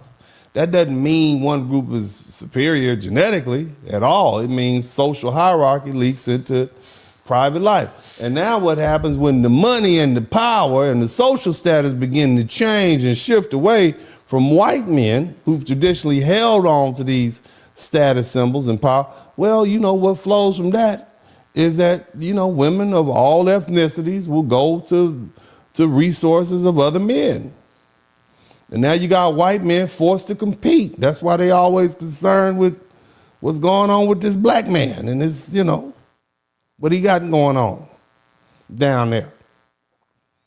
See, and so how do they fix that? How do they counteract that? Well, the way we can make it illegal, and that's why you have, for centuries, you have interracial relationships were illegal in parts of America. They had something called anti-miscegenation laws and they punished pairings. White man could always have access to a black woman or a woman of some color. White woman, no, damn it, Karen. better leave Tyrone alone. You're gonna go to jail, right?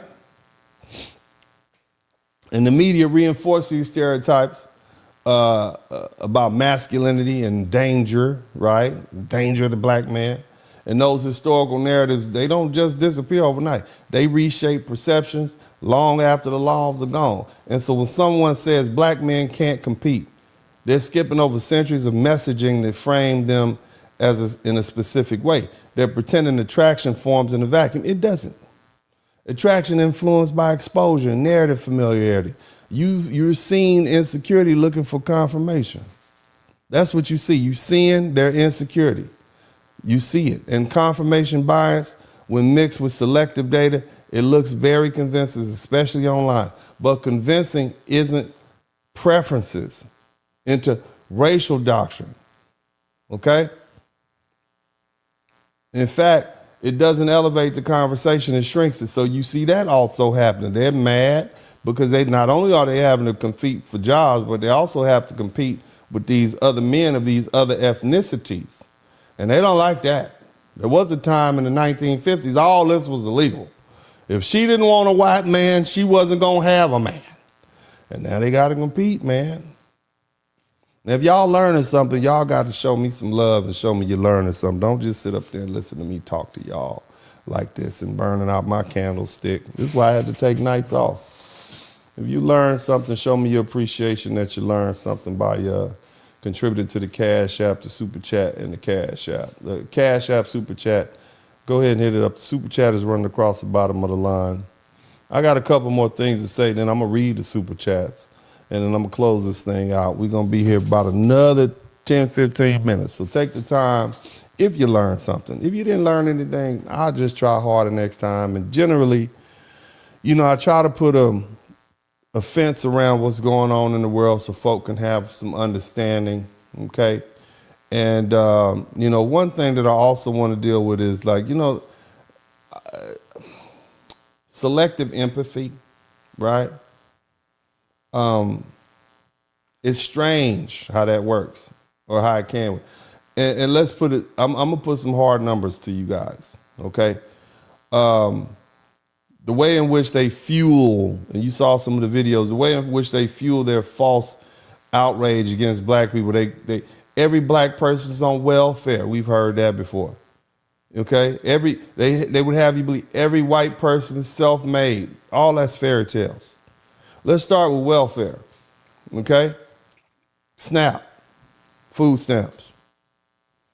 White people are the single largest racial group receiving benefits. The USDA, okay, showed that over 35% of the SNAP participants are white, 26% are black, and 16% are Hispanic. Shout out to DeMarcus Harvey. Okay? And then some people just don't even claim their race because they're probably embarrassed, so you got a sizable amount there.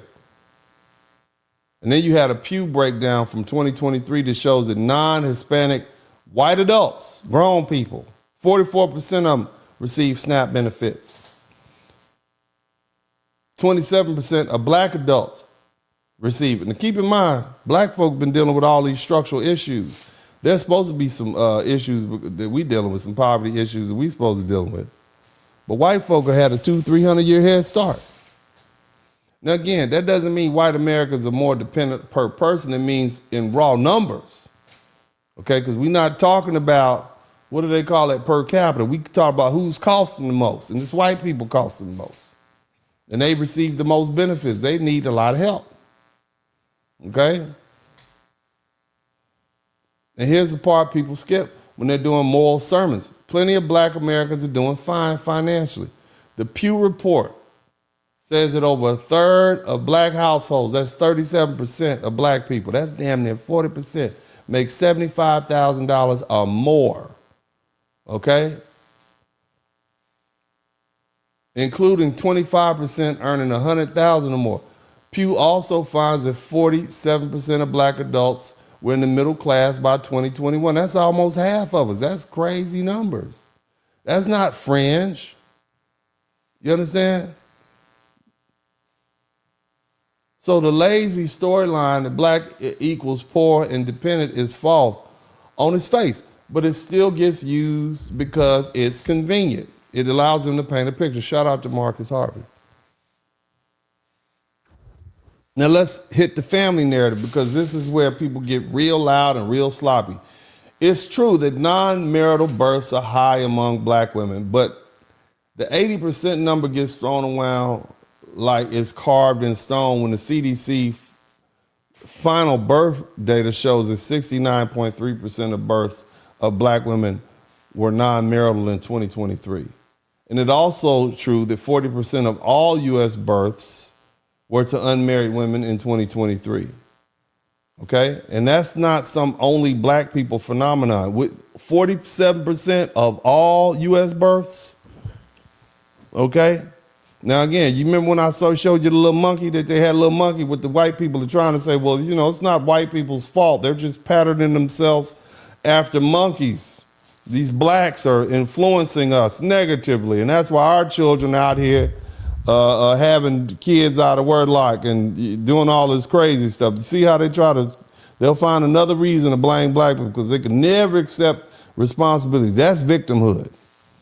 Don't you ever let these white folk make you feel like you playing the victim. They have played the biggest victims of all in the United States. They still play the biggest victim. In fact, they won't change because they won't accept responsibility at all, ever. You tell them we deserve reparations, they'll tell you y'all deserve slavery because without slavery, we wouldn't have been able, y'all wouldn't have got Christianity and you'd be in Africa living in a hut. That's what they tell you. Isn't that crazy? I think I'd rather live in a hut. I'm serious.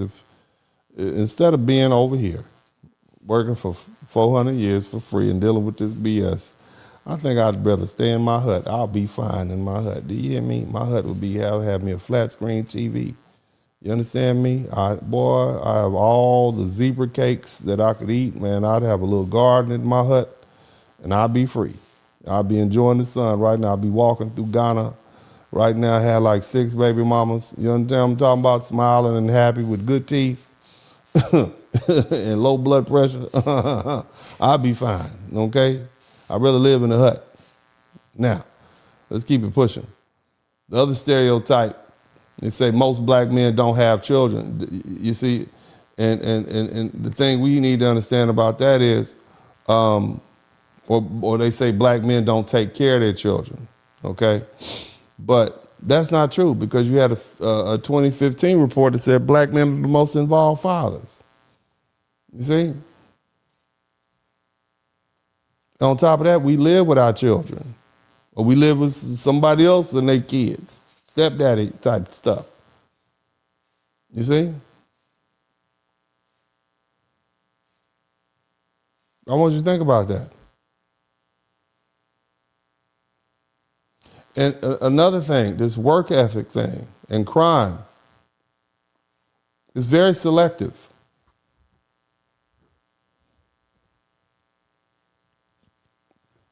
Very, very selective. They never talk about the crimes that white folk commit. When we talk about crime, if you're talking about raw totals, white people make up the majority of arrests in the U.S. That's the FBI. You can look at the UCR table from 2019. White people make up 70% of the arrests. They were 70%. White people account for 59.1%, 60% of the violent crime arrests. See? I'm not trying to swap stereotypes. You know, the point is consistency. When black hardship shows up, the story becomes culture and bad choices. But when white hardship shows up, the story becomes systems and sympathy. And the double standard isn't accidental. It's the moral hierarchy doing what it always does, deciding who deserves grace and who deserves blame. You see what I'm saying?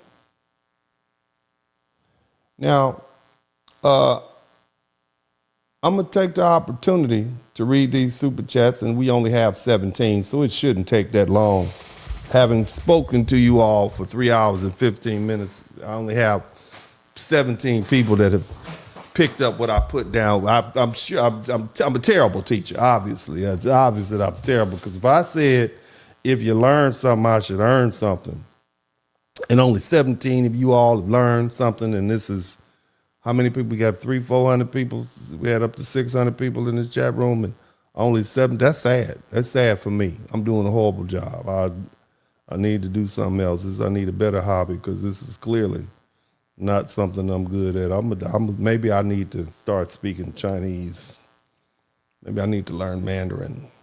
Maybe that group of people will pick up what I'm putting down, because clearly you all are not. Clearly y'all not. I'm not doing a good job. Let me see what kind of cash apps I got going on here. Got 2 cash apps, 2 whole cash apps. Thank you all to the cash app people. I know y'all don't want your identity revealed. Y'all probably got warrants out for your arrest. That's why you send cash apps. But I'm going to read your name anyway. Okay, I'm going to read your name, and I'm going to read your whole name. STEM Style. Thank you so much, STEM Style. I hope that the police don't arrest you. I hope you don't have a warrant out for your arrest. I'm reading your name. STEM Style. And also Kentrell Smith. I hope you don't have a warrant either. Another great lesson. I hope that you don't have a warrant, because the police will hear. Okay? And if they ask me for you, I'm going to give it to them. I'm not going to jail for you, Kim, or STEM. Kim and STEM. I'm not going to jail for either one of y'all. Who else we got here? We got, let me see. Let's see what we got. Let's read it out loud for everybody to see. We got up here late at night. Let's see all these magnificent people who contributed to the super chat. Let's see what we got. Let's start from the bottom. We'll start from the bottom. NTZ Claw, thank you for the $2. Marcus Harvey. Marcus Harvey, you got me. Thank you. We got 18. Can we get 20 super? Is there 2 more people? Is there 2 more? Is there 2 more people to learn? Is there 2? Could be. I don't know. But we'll see. Thank you so much, Marcus. I appreciate you for your super sticker. Few Quan, thank you for your $5 super sticker. And again, for the super sticker. Red Sigma, thank you. Thanks for the unovertalk. Oh, yes, sir. All right. Don't forget about the Irish channel in NOLA. That's right. Thank you so much. Mark the Freelancers. Some folks got extra Irish leprechaun in them, and that's why they are 411. Thank you so much. Patricia Hightower, thank you for the super sticker. Fuquan, thank you for the super sticker. Also, Fuquan again. Fuquan coming through heavy. Red Sigma, B1. Shout out to everybody. Fuquan, somebody type B1 in the chat room. If you appreciate my knowledge that I'm sharing on y'all. We learned a lot. Learned about the Irish. We dispelled some of those, what is it called? The indentured service, the difference between that and slavery. Hard-hitting history. Thank you, B1. I appreciate you. Canary Valens, $5 super sticker. Thank you so much. Black people should know 2 declarations of independence. Shout out to Wilmington, North Carolina. Google it. They took your jur. I don't know what you're saying. But they took your jur. I don't know. I can't read that, brother. I don't read New Orleans. Okay. The Marcus Garb Harvey. Thank you so much. And also we got one more. 19 super chats. 2 more. I'd like to have one more, but that'd be great. Look. What time do you all prefer for me to come out? Sometimes I come out at 9. Sometimes I come out at 7 in the evening. Sometimes I come out at 6. What hours do you all prefer for me to deliver these messages? I need to know, okay? Because I'm going to go by 3 hours. Long-winded. What time do you all prefer? Let me know. What time? Put it in the chat room. Everybody who's looking. Let me know what time. I want to know what time you all prefer, because I'm going to be on when I'm going to be on. Sometimes I get here when I can. Okay. What times do you all prefer me to be? Somebody says 6. Okay. Somebody says, shout out to William Christopher. Thank you so much. Somebody said 7. You all like the early shows. Late is actually dope. Okay. Thank you. Okay. Okay. But y'all ain't 8 o'clock. I get 8 o'clock. What else? What else? Let me see. I got 6, 7, and 8. I got 9. I don't have a consensus. I don't have a consensus. 6, 7, 8, or 9. 7 p.m. Central Standard Time. Still no consensus. Y'all need a 7 p.m. I get another 7 p.m. All right. What else? I'm going to try to 8 p.m. Okay. Okay. So I got a couple of, most 7s, a couple of 8s, 8 p.m. Mountain Time. I don't know what Mountain Time is. I don't know what that is. What is Mountain Time? Is that 7 p.m. Central Time? I'm on Central 8:51, 8 p.m. So I'm getting 7 and 8. 7 and 8 seems to be what you're looking at. 7 and 8. So 9 is too late. That's what you're telling me. 9 is too late. 7 and 8, 9 is too late. Is that what you all are telling me? That's the consensus? Huh? Is that what you're saying? No, I'll think about it. See what I can do. But anyway, let's go ahead and wrap this thing up. Shout out to everybody who contributed to the Super Chat, the Cash App, and the PayPal. Thank you so much. I appreciate you all for the time you spent. Now, what's actually happening? Okay, let's zoom out. After all the arguments, all the charts, all the online debates, what's actually happening here isn't victimization, it's recalibration. You see, most of American history, the hierarchy was clear. It's not subtle, it's not hidden. Clear, certain people and certain norms that sat at the center of media, politics, business, and culture by default. They didn't have to demand representation, they were representation. They didn't have to argue for exclusion, they were the standard.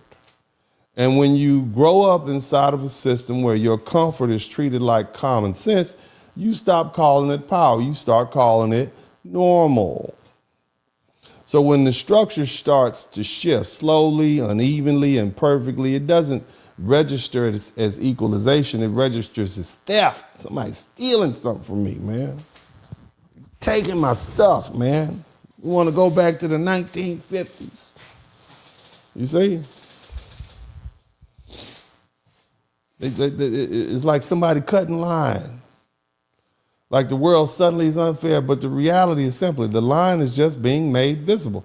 If you've always had the biggest slice of the pie and suddenly the pie is divided more evenly, you don't experience that as fairness. You experience it as a loss, and loss feels personal. And that's why we keep seeing the same emotional chain reaction when, white folks feel a decline, okay? Their dominance is declining. It feels like defeat. And when exclusivity fades, it feels like intrusion. And when hierarchy flattens, it feels like humiliation. And that emotional reaction is real. But real emotion doesn't automatically mean real oppression. These are your feelings. And there's a difference between losing special position and being denied basic rights. One is a bruise to pride. The other is a bruise to safety and opportunity and life chances. And here's the part a lot of people don't want to admit out loud. The loudest, okay? We're oppressed, right? We're oppressed now, okay? That talk often sounds like projection. I want you to hear me. See, for decades, we've heard the same lectures aimed at everyone else. Work harder. Stop making excuses. Stop blaming the system. Pull yourself up by your bootstraps. But the moment the system stops handing out automatic advantages, suddenly, white folk, it's rigged. Suddenly, the system's unfair. Suddenly, it's a conspiracy. Suddenly, it's broken. So which is it? Is the world harsh and competitive and you just have to grind, or is it that it's only true when someone else is struggling? Now you out here questioning the same institutions that gave you a help up. Now the narratives are expanding. Now the visibility is broadened, and that expansion is feeling like destabilization. Imagine walking into a room where you've always been the main voice and suddenly the microphone is passed around. That's how white people feel. Everybody gets to talk. You still have a seat. You still have influence. You got the major influence, but you're no longer the only one speaking. You're no longer the only one in the spotlight. See, you're used to uninterrupted attention, sharing, that's what you're used to. And now the fact that you have to share, you feel like you're being silenced. But it isn't, it's just sharing. This is something children learn. See, this is what status recalibration looks like. You're no longer at the top, white folk.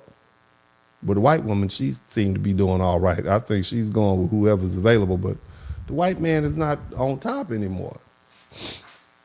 And that's why he's complaining so much. It's uncomfortable. It creates friction, and people argue over language and symbols and hiring practice and media portrayals and school curricula. All of that noise feels like a crisis. But see, recalibration isn't collapse, it's adjustment. And here's another layer. Adjustment does not mean power vanishes overnight. Institutions don't flip instantly. Wealth doesn't redistribute magically. Political influence doesn't evaporate because the demographics shift. What changes first is the perception. People begin to notice they aren't automatically prioritized. They begin to compete in spaces that once felt like it was guaranteed.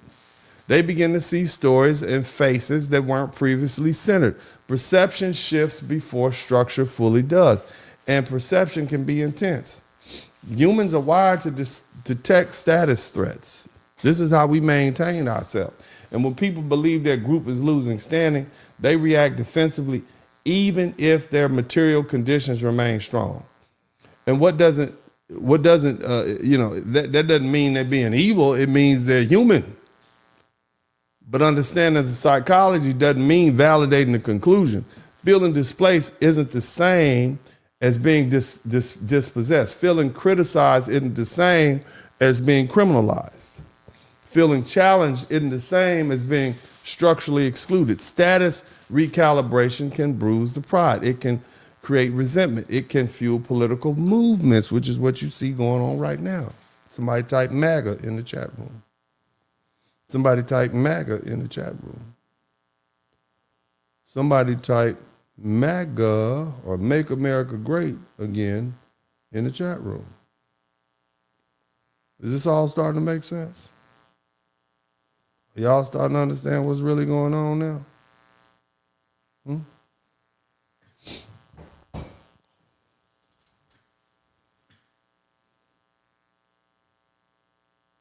There's levels to this.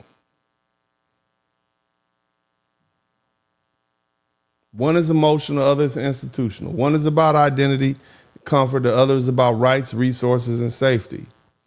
And when those categories get blended together, conversations spiral, because then everybody, you know, then everybody uncomfortable changes. It becomes framed as some sort of existential harm being done to them. See, what we're seeing right now is a dominant society being colonized. It's a dominant group adjusting.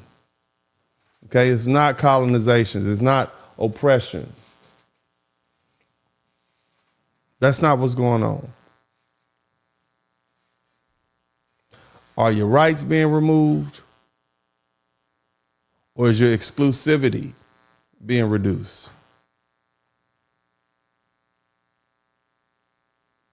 Those aren't the same. If rights are being removed, that's oppression. If exclusivity is being reduced, that's normalization.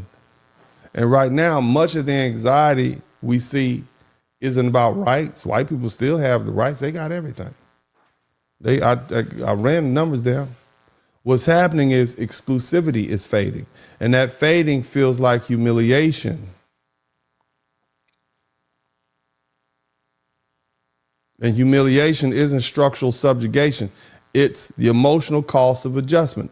Understanding that difference allows us to have a clearer conversation, because if we mislabel recalibration, then we distort reality, and reality gets distorted and policy follows. That's why you got to watch these folks. What's actually happening isn't conquest, is correction. And correction, by definition, feels uncomfortable to the side that previously benefited from imbalance. And that imbalance was white supremacy racism. And it's correcting itself. It was a 500-year experiment, and it's over. But again, discomfort alone doesn't equal oppression. It equals change. Now, let's clear the table and define some terms before we go. Because see, once the words lose meaning, everything else turns into noise. Oppression isn't cultural discomfort. It isn't feeling criticized on social media. It isn't losing automatic praise. It isn't having to compete for a position your granddaddy once assumed was his and you thought you were going to get. It isn't hearing perspectives that challenge your little ideal worldview or your misassessment of history. It isn't it's not becoming a smaller percentage of the population over time. None of these feelings, none of those things feel pleasant. Some of them can feel deeply unsettling. But discomfort isn't the same as disenfranchisement. Shout out to the crook 6218. Oppression has structure.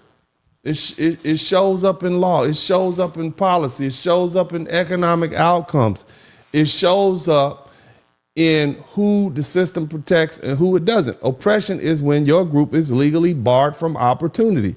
It's when your labor is extracted without protection. It's when your community is targeted by state or police violence and you have no meaningful recourse. It's when your access to housing, education, credit, and political representation is systematically blocked. It's when your kids inherit disadvantage not because of your personal choices, because you worked hard, but because the rules and the laws were written that way. That's oppression. You understand? It's not abstract. It leaves a paper trail.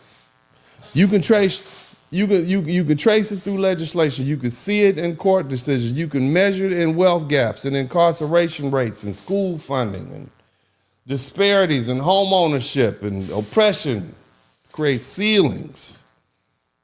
Discomfort bruises your ego. Your feelings are hurt. Somebody type feelings in the chat room. Those two things are not interchangeable. If a group is still in charge of all the corporate leadership except 10 spots out of 500, they still hold a disproportionate political power or position of political power. They control the vast majority of the private wealth. They still shape the institutional norms. You can't call those people structurally excluded. It may feel like a challenge. It may feel like you're being scrutinized. It feels like some things are being destabilized. Shout out to the storyteller. But destabilization of dominance isn't the same as denial of rights. Shout out to Monkey Brain. When language gets stretched to include every unpleasant feeling, then that language just becomes useless. If criticism equals oppression, then oppression has no definition. If competition equals persecution, then every election is a civil rights crisis. Look, precision matters because words matter. You see, and once oppression becomes a catch-all term, it erases the severity of actual systematic harm. It flattens history. It makes Jim Crow equivalent to an online debate where somebody call you a cracker.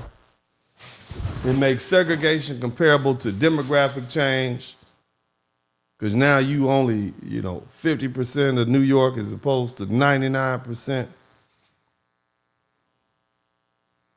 And those comparisons collapse under scrutiny. You understand?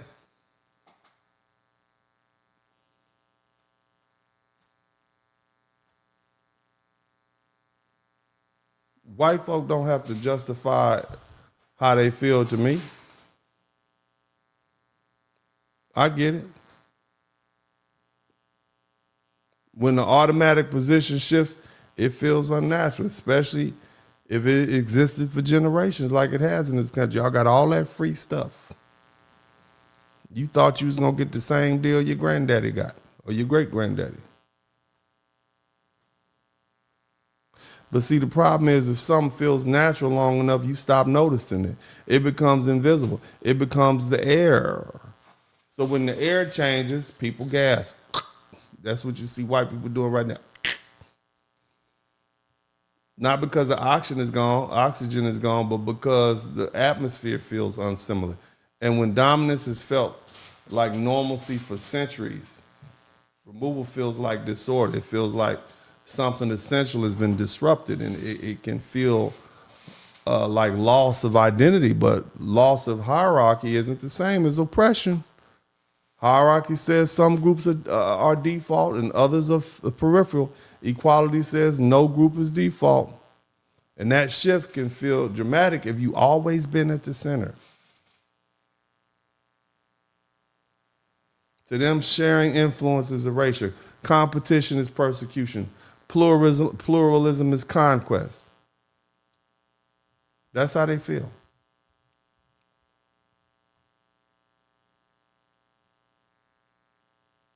It becomes less about defending dominance and more about defending fairness. And the bigger truth beneath all of this debate isn't about survival, it's about status. White people are losing status. White men are losing status. They're forced to compete. All that big chat they was talking about, we're dominant, we're superior. Well, let's see it. No matter what, a status adjustment is not oppression. It's uncomfortable, but it's not oppression. It's what equality looks like when it begins to take shape. So now it's time for you all to pull yourself up by your bootstraps and work harder. This is Uncle D, and as I always say, I'm out.